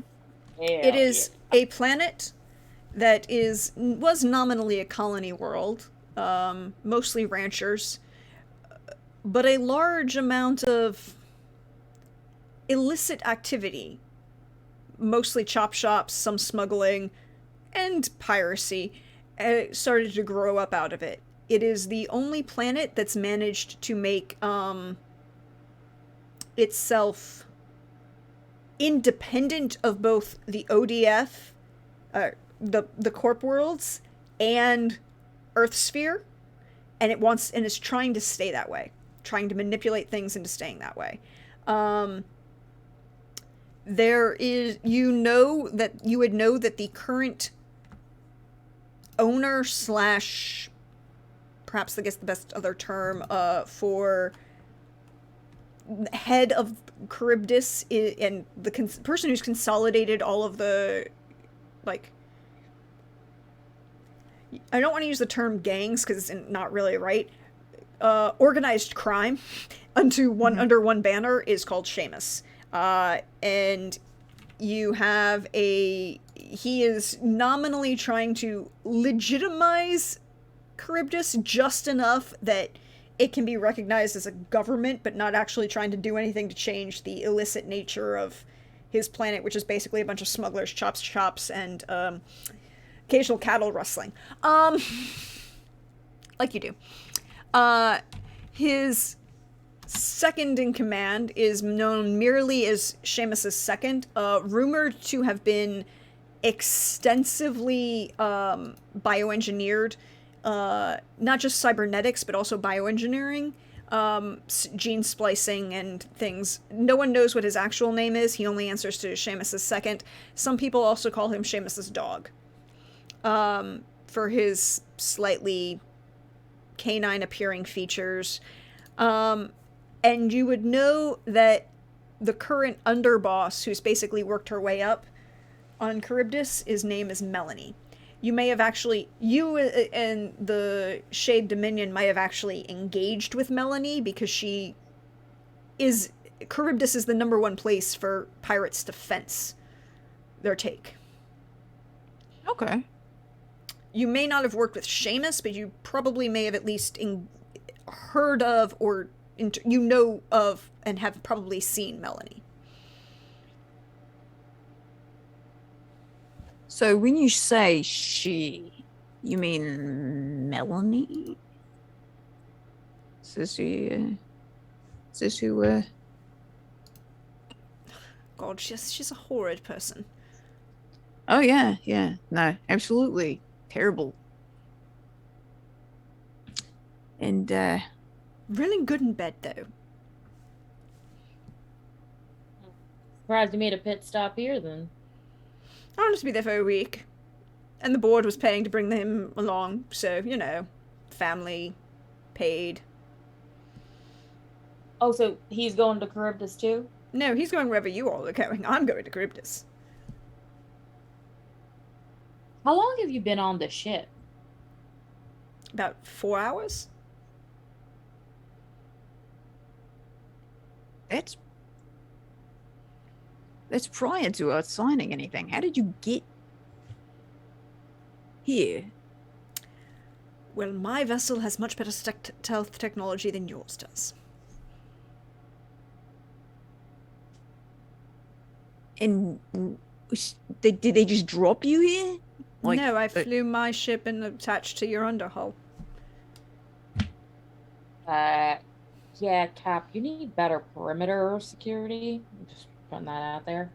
Look, I got 2, cameras. Perfectly good, working.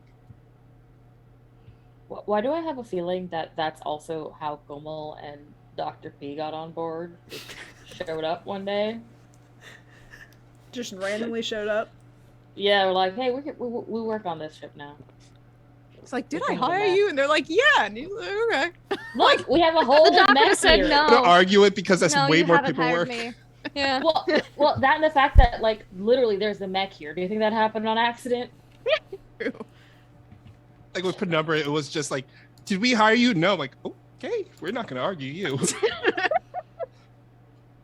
You say what? You talk to Dr. P long enough, and they'll be like, "Oh, can I examine your fingers?"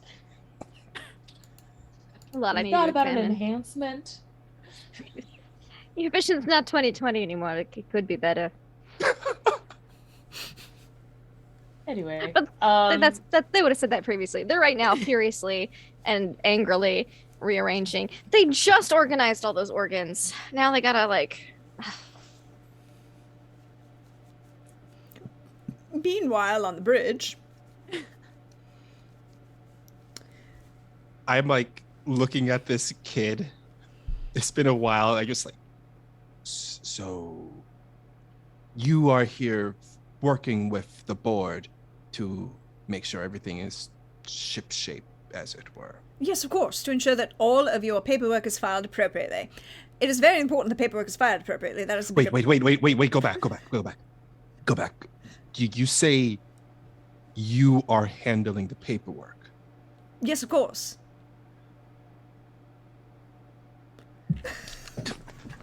Flynn.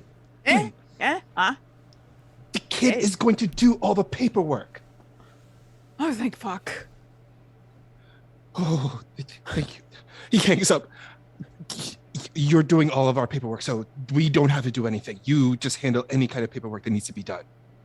Yes, to ensure appropriate filings with the appropriate things and ensure that taxes are paid appropriately.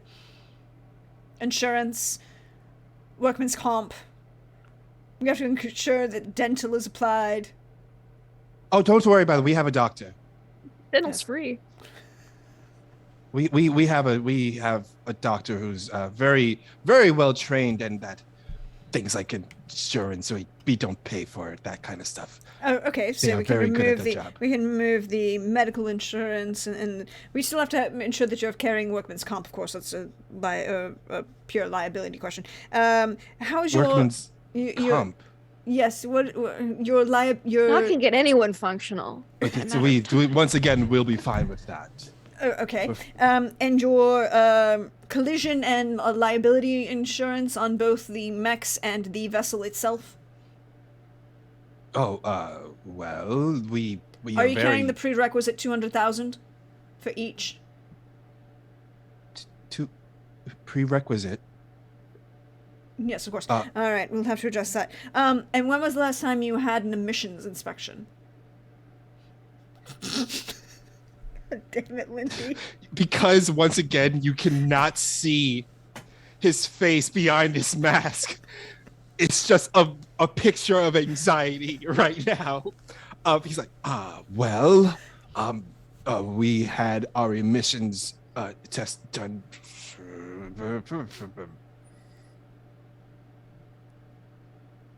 All right. We'll take care of that. And the appropriate, what's it called? Payroll taxes. we have to ensure that how many members of your crew are there. We have to ensure that your doctor said that they are a contractor. Yes, we pay our crew accordingly. From whatever payment we get, we divvy it up equally amongst the rest of the crew. Okay, but are you paying with withholding or withholding? Okay. And he will go on like this. I like, as they're just rambling on, Isaiah's like, he's like just wall of anxiety, just nodding his head slowly and shaking his head randomly. Flynn, you and Komal and Jeanette walk in on, so of course we have to ensure that you are prepared. Have you prepared for your 401k contributions for each of your various... Contribute. It looks over at Flynn. Help. What seems to be the problem? What what's a 401k? Oh, we don't plan to retire. We're just gonna die. No, but your employees' 401k and the withholding taxes and the pre-insurance and the after-insurance, the liability insurance. Oh no, if you are a pirate member, if you're a member of this crew, you are a pirate's life. It's either you die a pirate or that's it. Well, now your privateer is in service to Solgen, so we have to ensure the appropriate paperwork is filed. But that doesn't sound... Jeanette will walk over and you will realize that she is actually taller than her brother and put her hand over his mouth from behind and go, "Oh, I'm sorry for the little shit." And who are you? His ride to here, and then not. He's your problem now. Deal with it. This is Jeanette. Oh. Hello. Hello. Hello. I'm Captain Isaiah Bashir, captain of this ship, co-captain. To you. And she will come over and smile slinkily at you. But she's also still has to look up because you're 6'9" and she's only about 6 foot. But it's like, aren't you delicious? Well, thank you. Careful, Captain. She tends to get what she wants. Well, thank you very much for the compliment, but I have very many things I have to focus on. Like the ship is in contract. So he picks up the kid and puts him in front of Jeanette and slowly moves into the background. Maybe someday in the future. All right. Well, now I've delivered you a little thing. And she kind of like tussles her brother's hair over the top of his head. He's your problem. He now gets to deal with all your paperwork and bullshit, apparently. Have fun with that. Komal, have time for fun or not? Yeah, I don't think y'all need me here, so I'll be right back. Well, not right, but whatever. Just ping me if you need me. Or don't. Yes, I see. Oh, I see. Okay. But yes, Como will definitely ping you once we figure out what the next step of our plan is to do. Cool, and just be sure not to sign your souls away while we're out. Sorry, beginning to feel like we did.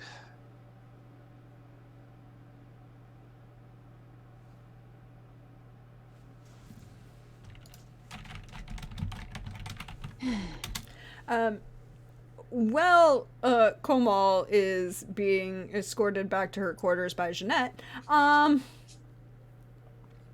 come back to that in a moment.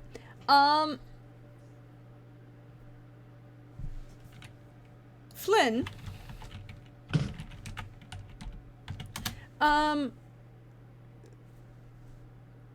Lawrence Klein is going to continue to try and be helpful and ensure that all of your paperwork is 100% accurate. Okay. But he also will hand you, he will also has like a data pad and he's just kind of ticking through it. And he goes, "Oh yes, and here's a private communication from the director for the captain. Whom do I send communications from the director to the captain?" Both of us. We're co-captains. Yes. Right then. Okay. And then he'll just like swipes and you can both get a ping on your personal accounts. Video message from... There's a video message. Yes, to you both, recorded from Richard Sardingham, director of Aldersgate, member of the ODF board of directors. He is also in your document, by the way. Aldersgate. So the board of directors made up of the Richard Sardingham from Aldersgate, Barnes Richter from Soligen, Anson Rydecker from Hammersmith. He is the current president of the board. Andre Rourke from Iron Sun, Joanna Rem from Organon, Felix Kender from Director Four Winds, and Garcia Rothwell, Director of Telluria. Each of these is also a system of planets. Okay? So, they're corporations, but they're systems of planets. So, Sardingham is the director of Aldersgate, and he, nominally, Laurent apparently works for him as the paper pusher. But he's the one whose video, you get a video message. Thank you, Captain of the Shade Dominion, for choosing to contract and agree to be employed by the ODF. As part of your service, there's a small list of potential targets we wish for you to ensure eradication. Additional payment will be made on appropriation of various technologies.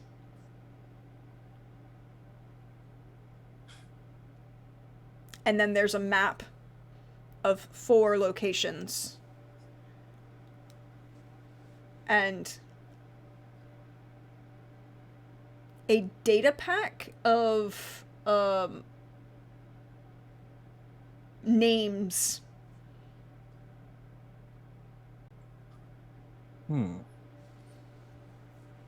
One of whom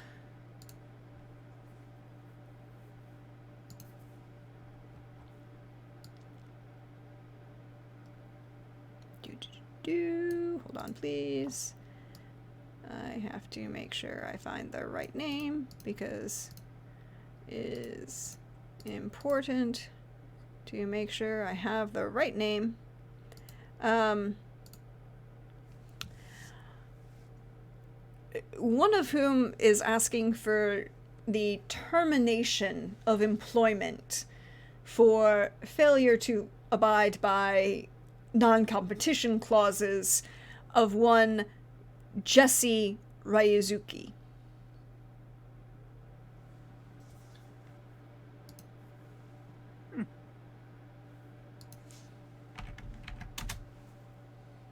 So it looks like they want us to take care of them. Sure looks like it. That's something we can do.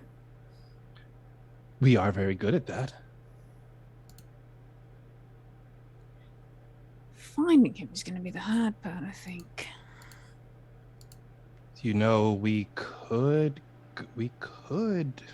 drop Jeanette off, and from there we can get information while we are docked. That's true. She is trying to get to quite the hive of scum and villainy there.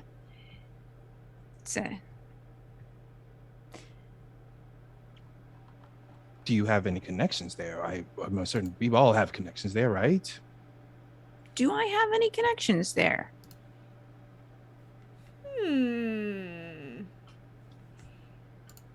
let's use. This is what I say sometimes when this comes up. Let's use Call of Cthulhu rules. D100 luck. Oh, jeez. Oh Okay. boy. Bet high or low. Which is it? Which is good? Which one? Let's go low.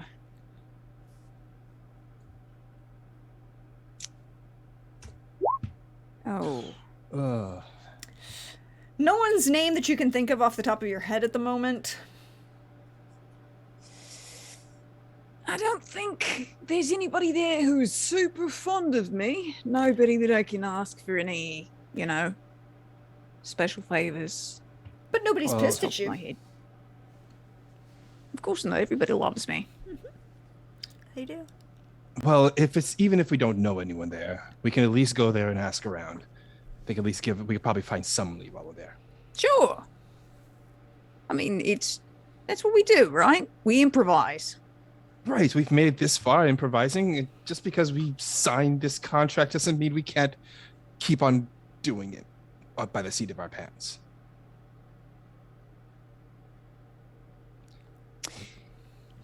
Please vinegar with me because I am having an actual anxiety attack about all of this. It's fine. It's fine. It's done. It's in the past. Yeah, Breathe yes. in, breathe out. Calm. I'm calm. Blue skies. Yes. Soft winds. Kitties. Yes. It's all good. It'll be fine. We've gotten through worse than this before. We'll get through this. And if we don't, well, we'll blow something up and run and try to find help somewhere else. Yeah? That is a great idea. Okay. See? We always make it out on top. We do. All right. I will grab the comm link and speak to the crew. Everyone, we will be heading on out. We'll be shipping off in about a couple more hours. So we'll reconvene for dinner and social actions, and then we'll be heading out towards a Cryptus and probably reach there in a... How long do you think it'll take us to get there? 3 days? 4 days?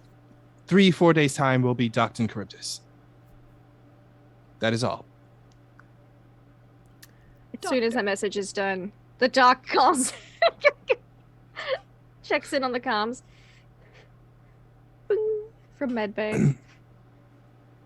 Yes, Doctor. Just out of curiosity, I'm not out of breath. But just out of curiosity, I'm a doctor and a scientist of other things. I'm not a geographer, planetary, whatever. Will we be passing by Hammersmith on the way to Charybdis, the city of redemption? Is that like on the way? Just out of curiosity. We could plot a course. Is there a reason why you want to go there? I don't know yet, especially with the recent turn of events that have just happened. But if it's on the way, I would like to make a stop. I suppose I could make a phone call first and then see if it's a necessary stop. Ugh, fine, I'll call back. Just hangs up the comms. He looks at the cop and it's like, I am not sure she was having the second part of the conversation with me. I don't think so. No. All right, well, let's plot a course to Hammersmith and then to Charybdis. Shouldn't take us too far.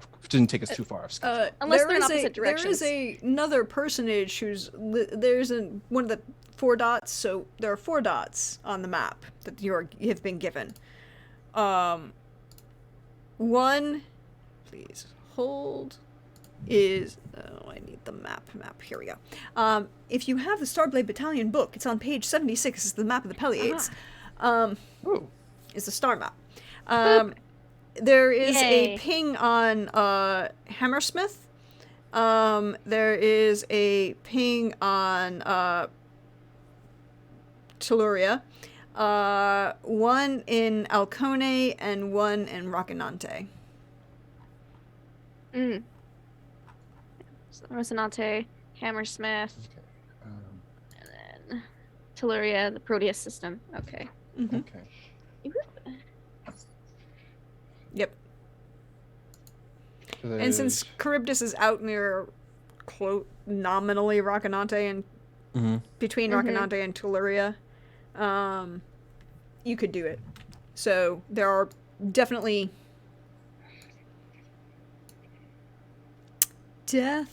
ways you could plot a course to hit Hammersmith for the good doctor, if that is your desire to plot said course. It is always in my best. It was always my best efforts to make sure the doctor's happy. So I'll look at Flynn and say, we could plot a course to Hammersmith to see if it'll help the doctor out in any way possible. I feel like. Oh, we have to go there anyway, so Yeah. two birds. It's true. All right, we'll head over that area. We'll plot the course towards Hammersmith and investigate the other two areas also. In the med bay, you see the dock has cleared off a large portion of this very carefully organized board that was up there. Little monitors are still beeping away, but there's been a lot of things that have been taken down, moved elsewhere. It's probably one of those, like, where you can pull it out and like flip it and stick it back, like one of those things. Everything's on the back side now, but they're holding like the phone number and the address, and it's like, guess I should just give it a call. And it's going to proceed to dial in this number to see, just see what is this, because they have very interesting clientele that leaves very interesting things behind sometimes.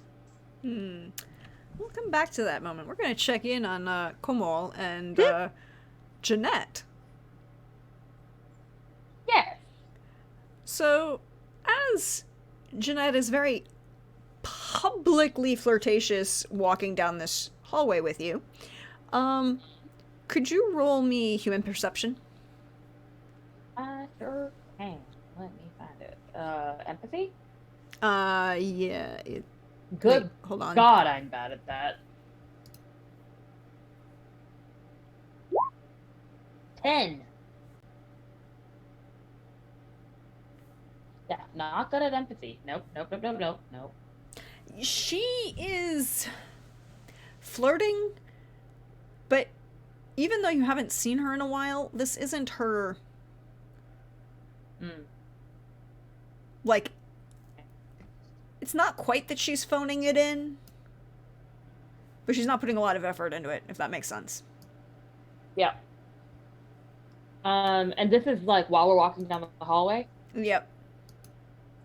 All right, well then Komal will, unlock her room and hold the door open. She will sashay in. All right, and then Komal will close the door behind her.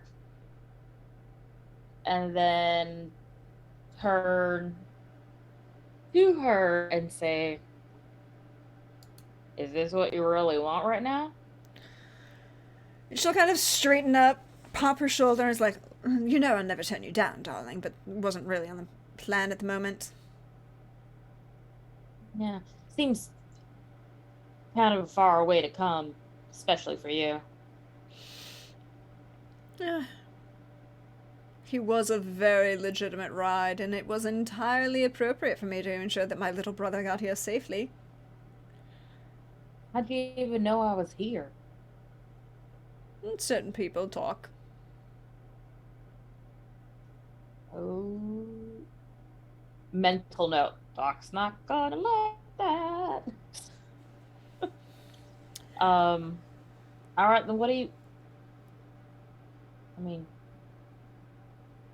For old time's sake, why don't you just tell me, what are you doing here? Like, really? Honestly, I was here to exchange a offer. Extend a Alright. small little offer for you. Alright, now we're talking. There's a certain group of people who are wishing to hire. Hire what exactly? Pilots, techs, pretty much all of the above.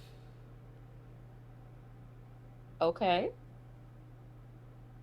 I'm listening. They feel a certain dissatisfaction with the status quo. Don't blame them. Earth's continued perception that they are in charge of anything, really, is problematic. So there are certain people who wish to remove certain complications. Like, I'm not an assassin for hire. That's not my style. No, they don't really need any more of those. I do a very good job by myself. Come on. I bet you do. No, occasionally. Always knew you had a little killer in you. Just a little. Stabbing people is fun. It can be. But no, it's actually, there's a bunch of perhaps high-level targets, and they wish to perhaps arrange more facilitation of people like me. Movement around the system, as it were. Transportation. Exactly. Quiet little drop-offs. Seems like you can always hire people for that. Why the need for a special arrangement? Trust is hard to come by in my profession. And you, honest to God, are standing right here in front of me and telling me you trust me. Well, I'm trusting you not to turn me into any of the authorities. Yeah, fair. All right. That I understand. If you were just out here telling me you trust me, I'd have to get your temperature checked by the docs. No, I don't trust anyone. That's what I thought. I mean, I trust that you have good sex. Well, I mean, is that trust or fact? What? Trust but verify. What's indeed? What's in it for me? Well, I'm supposed to say a place in the New World Order, but we all know that that's bullshit. Guaranteed payment and protection. And that's different from what the captain's apparently signed up for. How? Oh, well, the captain's working for the Corps. I'm talking about a third party who's interested in perhaps destroying both systems of government. And getting somebody to work for them on a ship that works for the Corps is just convenient. Perhaps there were some little arrangements going on.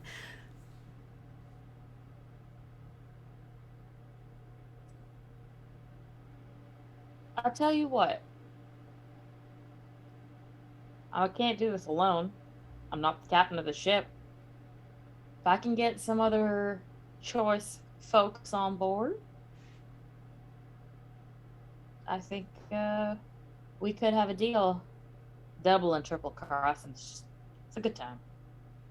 I do love when you get into talking about triple crossing somebody. Yeah.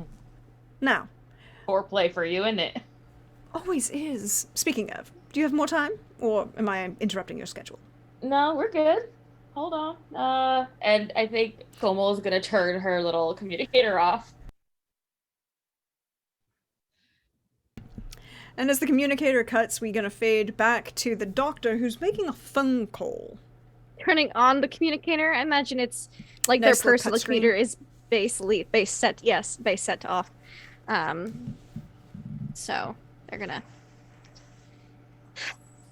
dial in the number.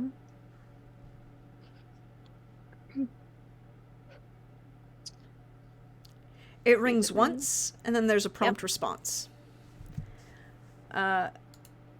Doctor, how pleasant to hear from you. My brother make it off your ship all right? And I think now they're like, oh, I know who this is. Oh, yes, just walked right out. Looked great. Excellent form. I did some improvements to the joints, especially, and some chip work. I think you'll find it'll prove satisfactory. Very good, Doctor. It is a pleasure. I might have some future work for you. Will you be in perhaps the Charybdis area in the near future?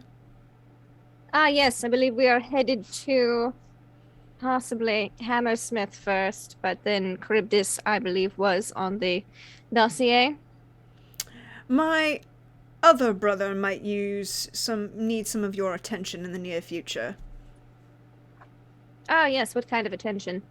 Similar to what you've been giving Crispy, and he needs some mild assistance. His psychosis has taken a very negative turn. He's claiming not to recognize members of his own family.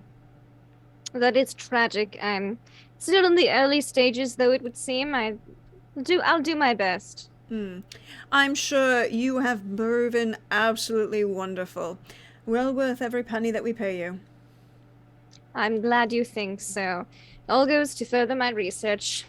By the way, the address that you have been provided, the gentleman who runs that establishment might be to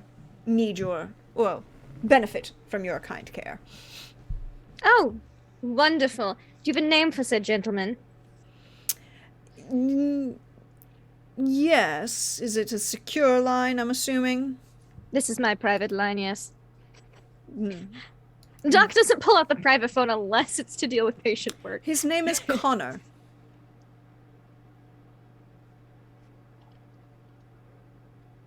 All right. Noted. That way I didn't make sure I get the correct individual. You can't miss him. He's a 6'2" Scotsman, Highlander. Oddly sounds French, however. He spent too much time summering in the south of France. Interesting. Quite interesting. Should prove an interesting specimen. I cannot wait to work with them. Have yourself a very pleasant day, Doctor, and the usual fee plus a small indication of our appreciation will be deposited now. And the phone hangs up.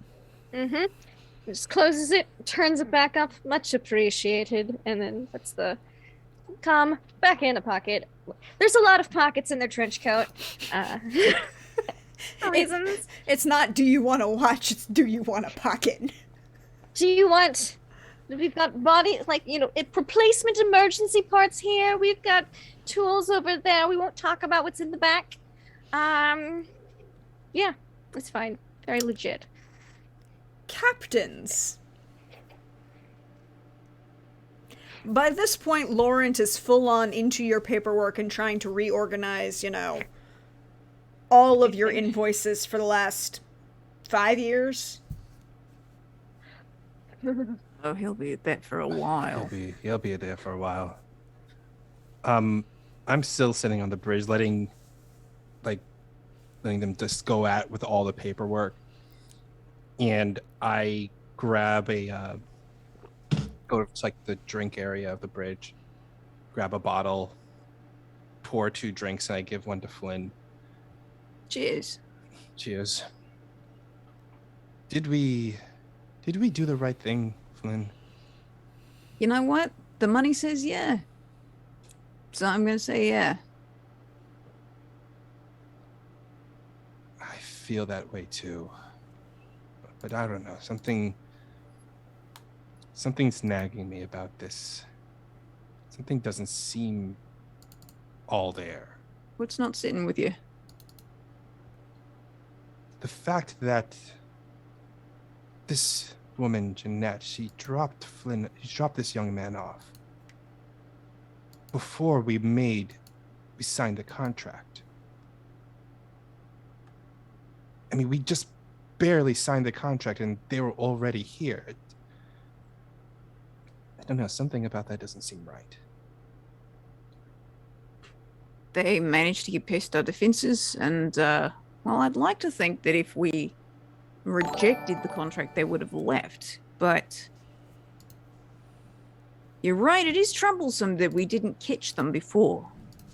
But, you know, we don't have the money to upgrade those systems right now. We have to do this work so that we can get the money so that this thing doesn't happen in the future. Right? Yeah. You're right. You're absolutely right. I just hope we're helping out the right people at the end of this. That's all. Is there something you know about some of these people that they're asking us to take care of? No.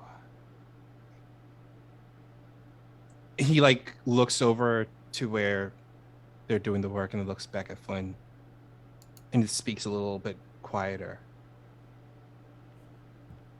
I just am worried that certain people from my past will come up because of this.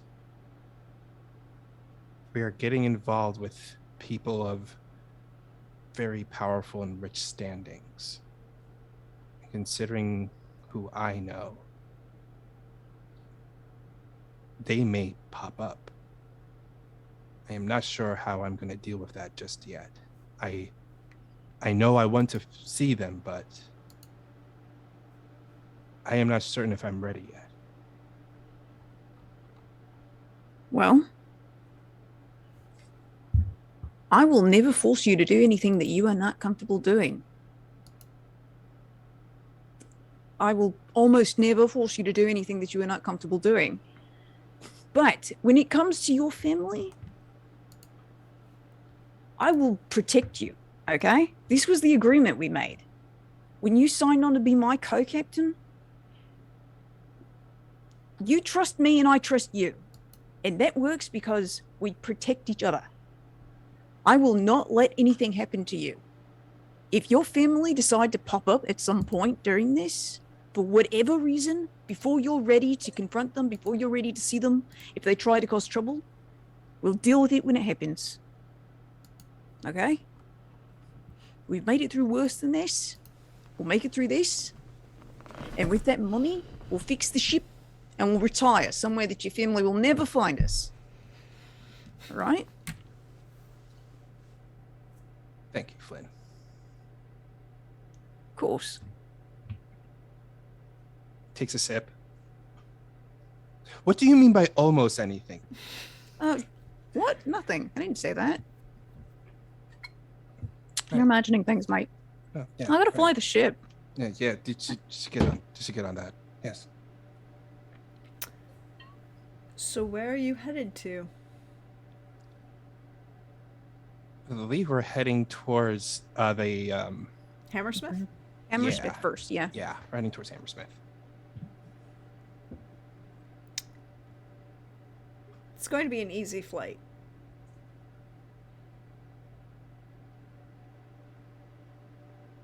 You move silently through space.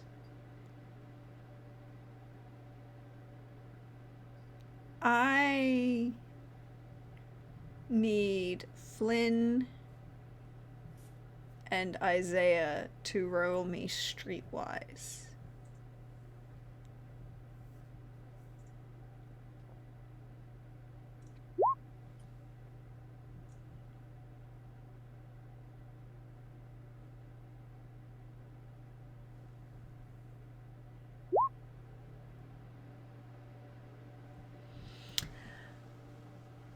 Isaiah, you're just kind of picking through the names that are on this list that they've given you. Kind of seeing where they are, whatever. They're not really standing out. Flynn, a name does stand out to you, however, at the bottom of this list. For corporate espionage and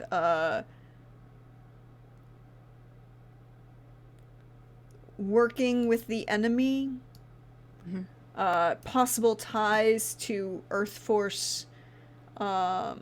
Earth sphere. What is it? It's SAC's Space Forces undercover operations.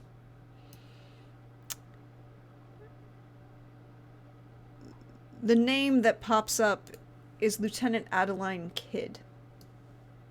Fuck.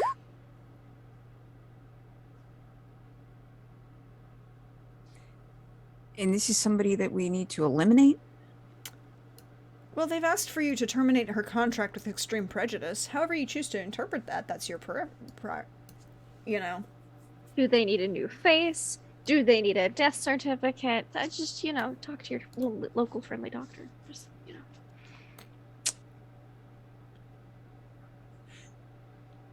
Is this someone who's going to be on this first stop, or is it just someone on the long list of people that we need to locate? No, they're probably not going to be here in Hammersmith. Okay. According to official rule documentation, which you realize that you have been given, like ODF official orders and transportation orders, they should be on Tellurria.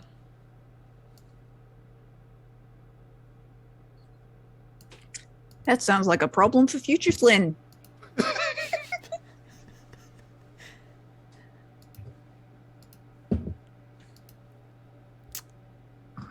They will not bring this up at the moment. They will just linger on the name and then continue going through the paperwork, pretending like nothing has happened.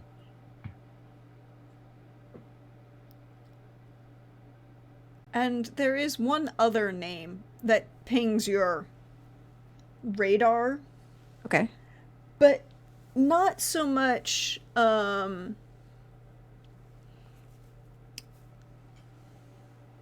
because of their you know them, but you know of them, like their celebrity kind of is bringing important, and there's a termination, a request to serve papers upon for a lawsuit on one Aurelia Ludus Sterling.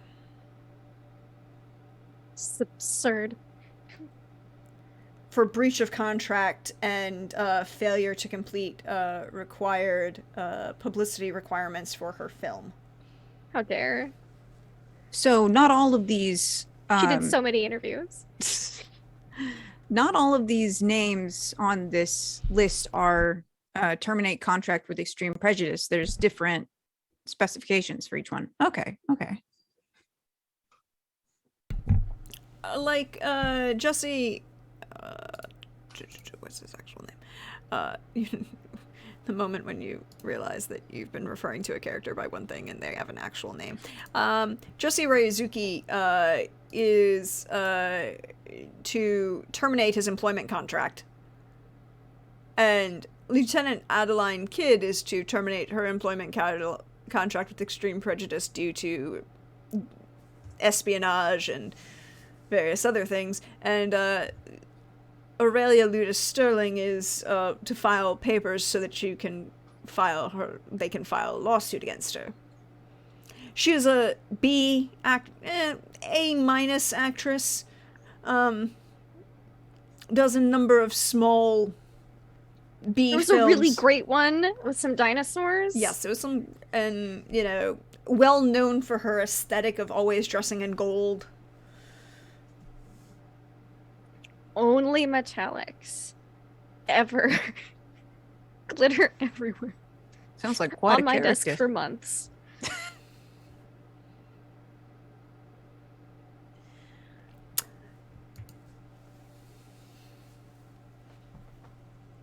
Isaiah, are you familiar with this actress? Hey, look at the name. I am familiar. You know who this is, right? Not really. I mean, the name seems You familiar. have not seen the Bridesmaids of the Dinosaurs before? I'm not a big fan of dinosaurs. I'm beginning to rethink our friendship, Flynn. Hurtful. What's so great about this film? It's a cinematic, it's a masterpiece. I mean, look, I am not one to follow the big name budget films that are out there, but I enjoy the small, little indie house type of movies, and this is just that. It is a tour de force of metaphors and wrapped up in similes being represented by this woman, just taking over this dinosaur valley and turning it into a utopia. You have to watch it, and Oh my not to God. watch it for the plot, but watch it for the actual dialogue and story. You're such a nerd. I'm on it. We'll watch the film. We'll do it, okay? We'll watch have the- like we'll- a movie night. Yes, we have to watch. If we're going to go there, we have to watch the film at least once. You have Yeah, to okay. understand. Before we But- serve her with the papers. Wait, what do you mean with the server papers? Well, I mean, look at the list. We have to serve her with papers. It's part of her contract. What kind of papers with the server? A breach of contract of some sort. Oh. A lawsuit. She's being summoned to court, I guess. Oh dear.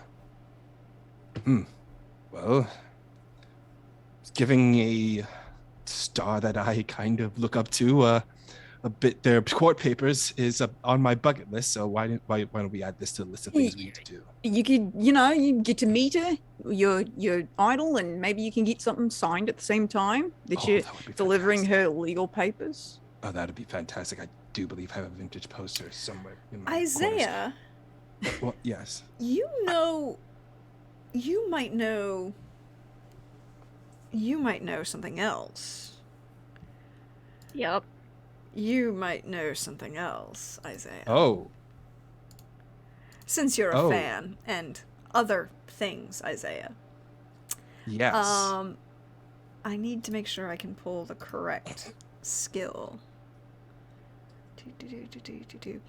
It's not daytime television. That's not the no, skill. it's not daytime television. It would probably, I'm just gonna use social for this. I think would be appropriate. Okay. A social role? A social role. It's not active, but it's. You, by the way, still have 3 luck pieces. I'm gonna use a luck for it. Do it. Yeah. Yeah. I'm gonna Use use the. Oh, but I didn't Ugh. crit. I didn't crit fail though. You didn't crit fail. No, you didn't. But that name Sterling rings a bell in a very different context. A much more former life. I kind of like Context. sit there and think about this for a bit. And like that nerdy like conversation, that like hyper focused conversation that he was having earlier talking about this Starlight, kind of like his voice kind of like gets more serious again. No, I think we need to go to see this woman. Like urgently? Not urgently, but I feel like we need to see them. Just to ask Okay. some questions and hand them their paperwork. Yeah, all right. But we are watching the movie tonight. Yeah, I mean, clearly, obviously. It's a cult classic. Very much. Between that and there's the Queen of the Dinosaurs. That is a fantastic one, but a very little known one that people don't talk about outside of the many other ones. There is also which one is it? I believe it is oh yes, a Rider of the Pterodon Assault. It getting choked up just thinking about it because it is just we'll watch that one later on also. Yeah, you can tell me all the like special details as we're watching it, like all the little trivia you've got. Oh, there is a lot of trivia. Oh, good. Can I join you for the film viewing? No. No. Oh. I still have more paperwork to be filled and triplicated over there, by the way. All right. Como. Your guest Yeah. leaves after a time. Mhm. A good time. It's quiet. You hear the hum of the engines. That sound of the fluorescent. Well, they're probably LEDs by that point, but you know, that kind of light flickering and going through the circuits.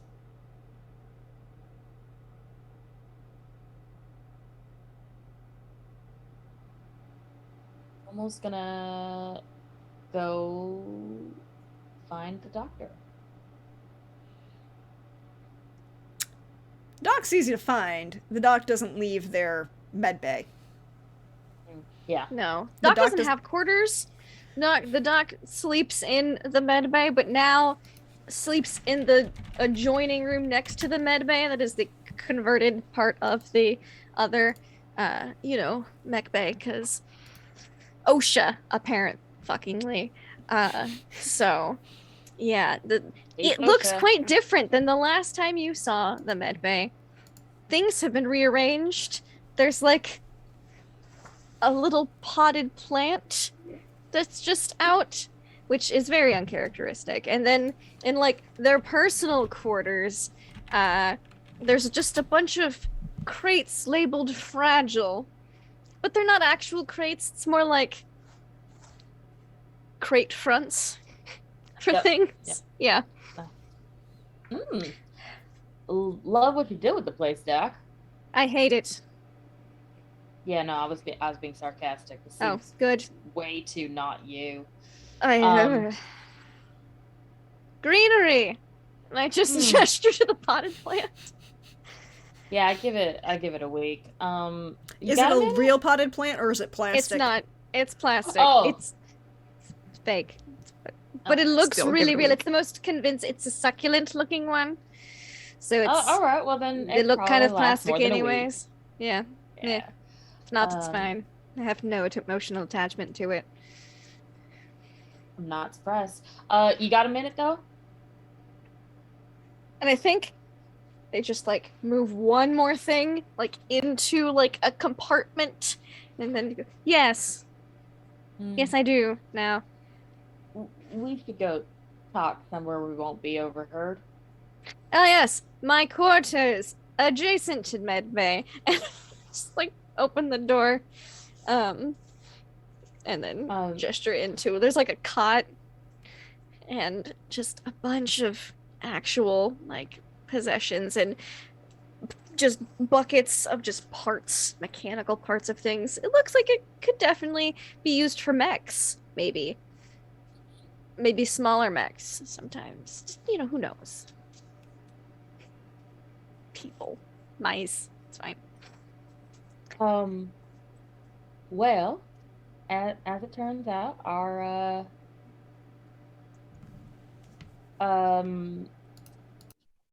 our guest came Which by one? with the one in my room. Oh yes, Jeanette. that one. Yeah. Turns out she came by for more than just a good time. Oh, I see. Yeah. She made an offer. You know, I don't know how you feel about this whole going legit thing, but Well, I never agreed to be part of their. I kind of just I know we said didn't I sign no needed transit contracts. one point, and then I just never left because they just keep moving around from system to system, and it's incredibly convenient for my research. It really is, and you know, if everything goes right, all that moving around could also be convenient for an extra payday. I'm listening. And I'm not going to repeat it all, but like, yes, I will fill you in on the offer. I did not commit to anything because I don't Good. think we can pull this off until. I mean, I think we do need to get those two on board, honestly. Yes, and even then, it sounds like a lot of politics. Well, Like If you- money's good and all, but staying off of people's radar is better. well, it turns out they already knew I was here, so we're not as off the radar as we thought we were, for starters. And What do you mean they knew Yeah. you were here? I mean, she showed up here, didn't she? Looking for I me thought- specifically. I didn't know she was looking for you specifically. I thought it was the stupid nerd contract math thing. Well, yeah, but 401ks. that doesn't explain how she got into my room waiting for me specifically. Ugh. I was She unaware of heard. that. She Mm. heard. All Do you I'm have a saying is- stalker? Would you like me to do something about it? Well, if you find one, sure. I don't have one that I know of at You this sure time. she's not a stalker and just making up excuses? I don't think so, because she did just like she's supposed to get off in a week. If she doesn't, then we might have a problem on our hands. Well, But, she could be careful also with that one. get off the She's- ship and monitor long distance. Are you sure she's not just planting things on the ship, like listening devices? No, because I don't bombs. have the tech to check for that. All right, more work for me. I can. Hold on though. Going back to talking to the captains. Yes. I think if people know where we are, it might make sense to play multiple sides in whatever conflicts is going. Did you get a conflict is name gonna of go this down. organization who wishes to recruit you? Did I? I don't remember. No. No, they're a shadow group because of course they fucking are. When's the last time anyone illegitimate gave you a name? Oh, all the time. Really? I don't know. Yes. I work for sketchy people. They don't like to give me names. It's great. It I- works out fine. Have you seen get my paid- patience? Yeah. I guess. I mean, I'm just a hired hand. You're a fancy pants. Oh, I mean, I'm Oh. just a doctor scientist trying to you're way more than that. accomplish the research through whatever means necessary. You don't give yourself enough credit because you are way more than that. Mm. Well, certain people don't think so, which is why Well, I'm suck 'em. here doing my work and not elsewhere. I know, but people are wrong all the time. This is also correct. All right. Should we go find the captains and see if they want to do some pirating on the side of They'll pirating? probably just sign the dotted line without even reading whatever contract is given to them. Are you? Do you think we should perhaps do some more research into this organization ourselves before presenting it to our dear beloved captains? You know, you're very right. And Jeanette is here for another week. Maybe we well, Does she need any medical attention? I've got some. not that I noticed. Oh, And I was well, looking. I mean, you gave her a physical, but I could give her a physical.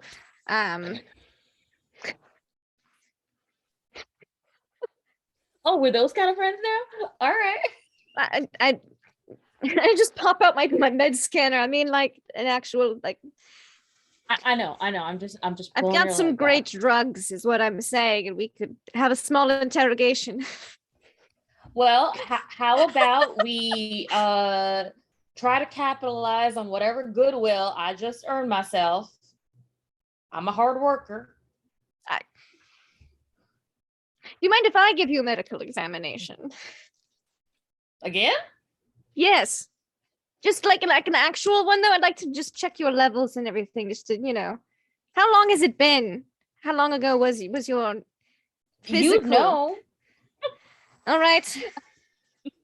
You're just, like, I just like to definitely keep. made- She sounds like a spy assassin type. I just want to make sure. Well, Oh, you you're two checking are- me for bugs. All right. yes, yes, I'm checking you for bugs. Cool. We'll I'm just going to start check the ship stripping. next. Now that my office is in order. All right.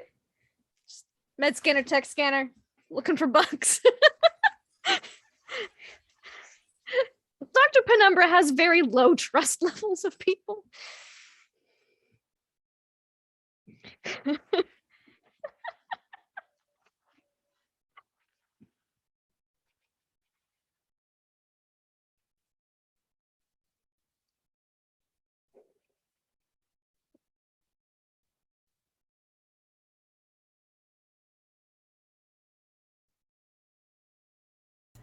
Thank you. Sorry, apparently I was muted for the audience. We're going to leave the doctor and Komal there. We're going to leave the captains, beginning with Isaiah introducing Flynn to the wonders of Aurelia Ludus Sterling's complete cult classic collection.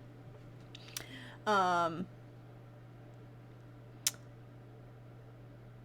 we leave Jeanette in making her way into her ship, which is attached to the underside of yours. It's a small kind of basically shuttlecraft vessel. Big enough for 1 or 2 people and an overextended hyperdrive. And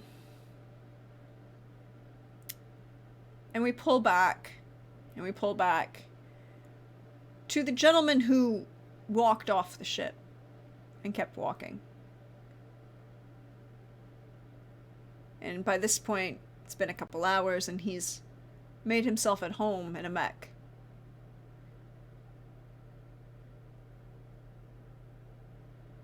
And he watches from this mech on the scanners as the Shade Dominion begins to make its way towards Hammersmith in the Forge system. And then swipes scanners to look at another area of the star system and a ping moving closer and closer to Charybdis. And you see this glint of a smile spread across his face with just way too much teeth.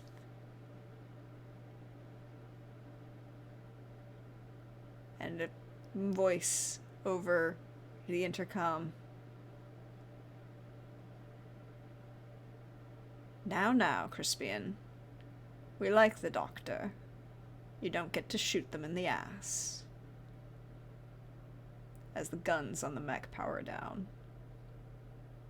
And that's where we're going to leave it for today. So did we have fun, y'all?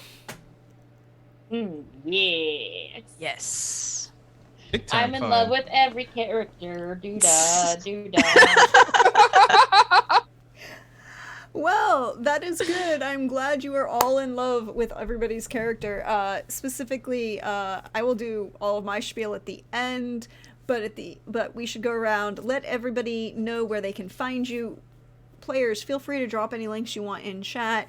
We'll start this time with the wonderful Lindy, so that she's not last ever.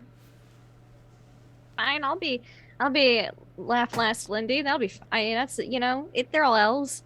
It works. Hi, I'm Laugh Love Lindy. This was super fun playing Dr. Penumbra, the totally very legitimate and not at all sketch doctor/scientist, who is just thrilled to have another doctor on board, Doctor of Mathematics. It's gonna be great. The captain's signing contracts without reading it all does not surprise the doctor, but it does create some complications for the doctor, perhaps, because their research is very important to them. It's very intense. It's years worth of work, but we'll have to see what happens. I love our captains so much. They are precious and wonderful, and I just want to shield them from everything. Mm-hmm. But my character gives very few fucks, and it's going to be difficult because I'm just gonna be like, oh, captains, and the doctor's just gonna be like, yes. So that'll be fun, and of course I love this camaraderie that Como and the doc are having. It's good. They're like, let's just talk. Let's talk before we talk to the captains, and it's just great. And I also loved some cameos that certain characters made, like my wonderful patient. Sorry, Pope. I crit some med checks. It's fine. Don't worry about it. And maybe did some upgrades. Don't worry about it. And I also loved how one of our captains instantaneously is a big fan of Aurelia Ludus Sterling, because that was my Mekton character last season, who, for reasons, decided to leave the group of the Starblade Battalion, at least for the time being. And now these people have the audacity to serve her papers for breach of contract. Why, I never. Just because she's never been in an occupation for more than 2 years does not mean it's a breach of contract. It's fine. Just yes, that'll be fine. I'll have to plan in advance outfit change maybe one of these days. I'll just needed a little heads up, but we'll see how that goes. And thank you for having me. I cannot wait to play next time because this group is kooky and I love them all. Yes, indeed. And where can we find you, Lindy? Oh, Laugh Love Lindy on the internet. I've claimed the name most places, but specifically, you can find me here again tomorrow night for some Witcher Roads Home, where my character makes great decisions with higher vampires. She might be on a date with Detlef, and it's going great. It's wonderful. They're having a wonderful time, a great evening, and I'm sure it can't go poorly. But on Monday night, I apologize to Pope now. Mostly because he's my GM. Starting on Monday night, we have our first episode of Innistrad Fang in Shadow, where I get to play a very happy little damp here. Well, not happy. She's in love, but, you know, the world's tragic, so it's fine. It's going to be very dramatic and fair involved, and it's going to be a time. And then they totally didn't steal the hand of Vecna, Miss Ravenloft, on Tuesday on my channel. It was just a vampire mare's hand. They never asked whose hand was it before the vampire mare when they were asked to steal it for the party NPC, but they did it. No questions asked, hardly, and it was great. It's going to be great. It's going to be wonderful. So come see the aftermath of that. So. I'm here for all of the aftermath.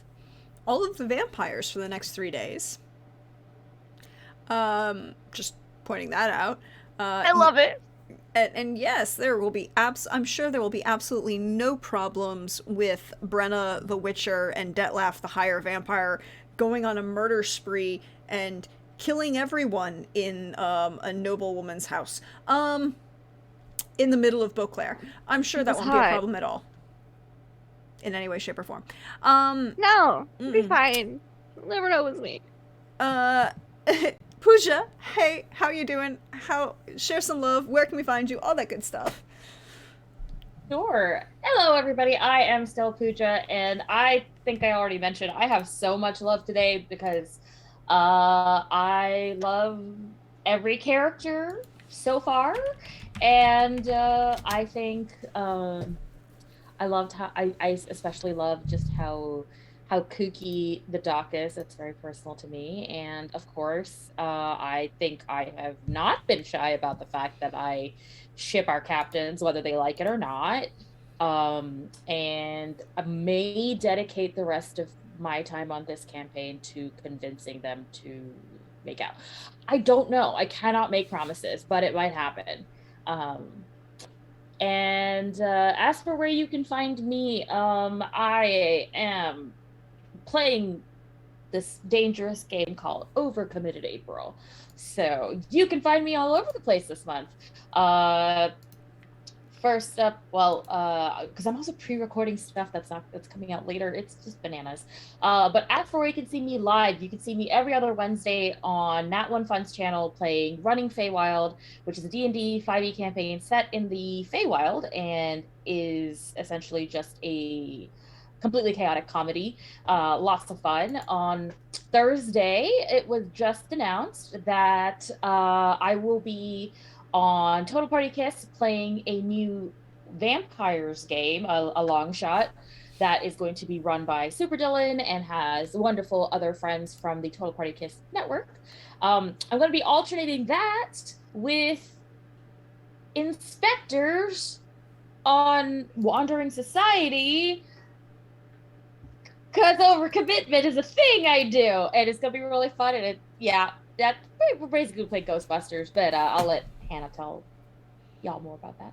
And Saturday, I'm on Total Party Kiss again. I'm the mornings playing Strange Hungers, a D&D 5e homebrew horror campaign that's very queer and very horror-filled in the best ways. And it's basically us trying to convince our DM to let us befriend all the monsters.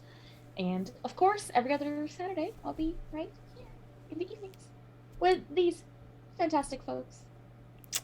I'll drop my link tree in the chat. That's where you'll see everything. Always, Links always. And check out all these fabulous people because they are so cool and so fabulous. And that leads to Hannah. Hey, Hannah, how are you doing? Hey. Share some love and all the things you're going to do because I want to know. I am so good, so happy. I am refreshed. My crops are watered.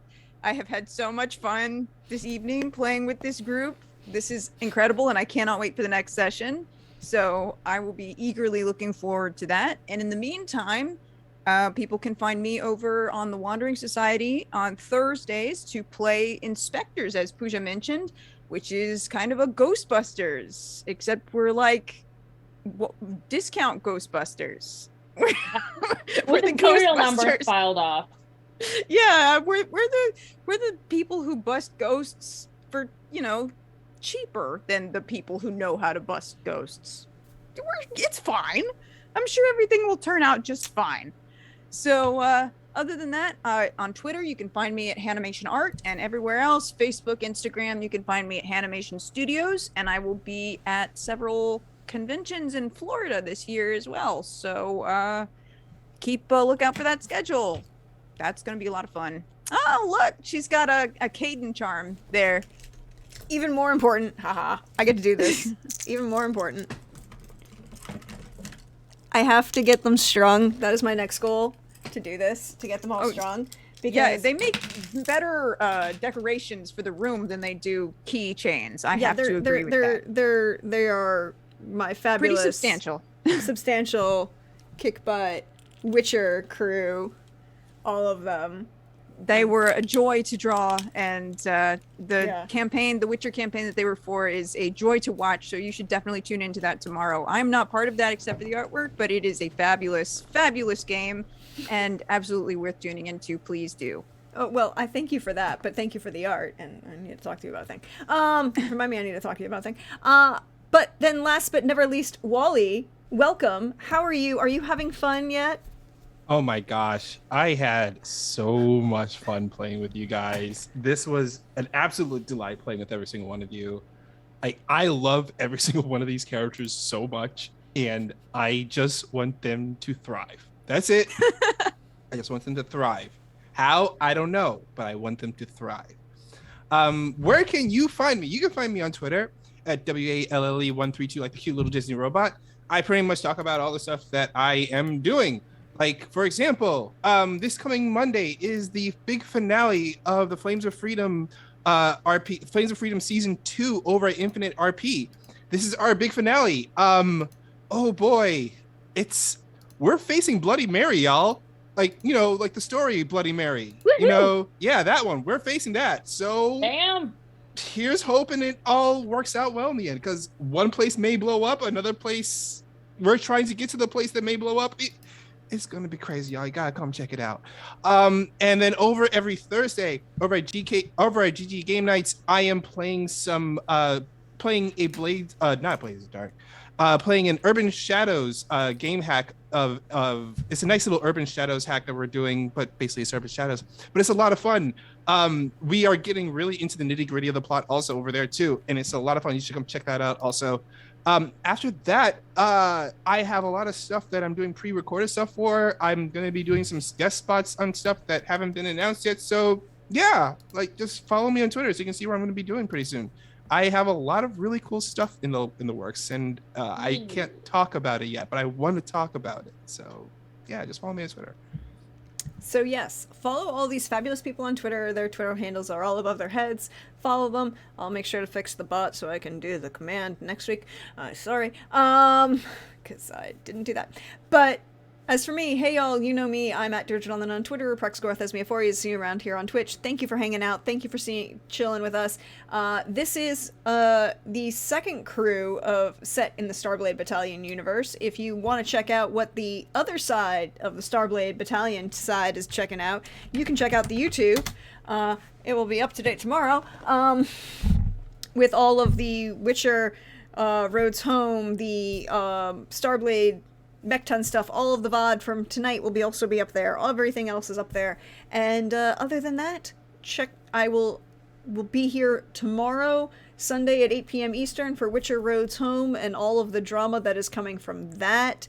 Because in addition to having our Witcher having a date night murder spree with a higher vampire, we have her brother, the criminal, having a moment with his Witcher boyfriend back from the dead, coming to, have a conversation. The mage is back in the house and asking what the fuck is going on, and the dwarf healer has some serious questions about what happened when he went to have a conversation with Aleshin and thought he was going to get his curse removed and ended up more cursed than he was. It's complicated. There are Wolverines involved. It's really complicated. But check that out. Check us out. We'll be here. And then other than that, I'm always on Twitter posting about all this stuff. I try and help post where I'm going to be and everyone else. So until next time, everybody. Bye-bye.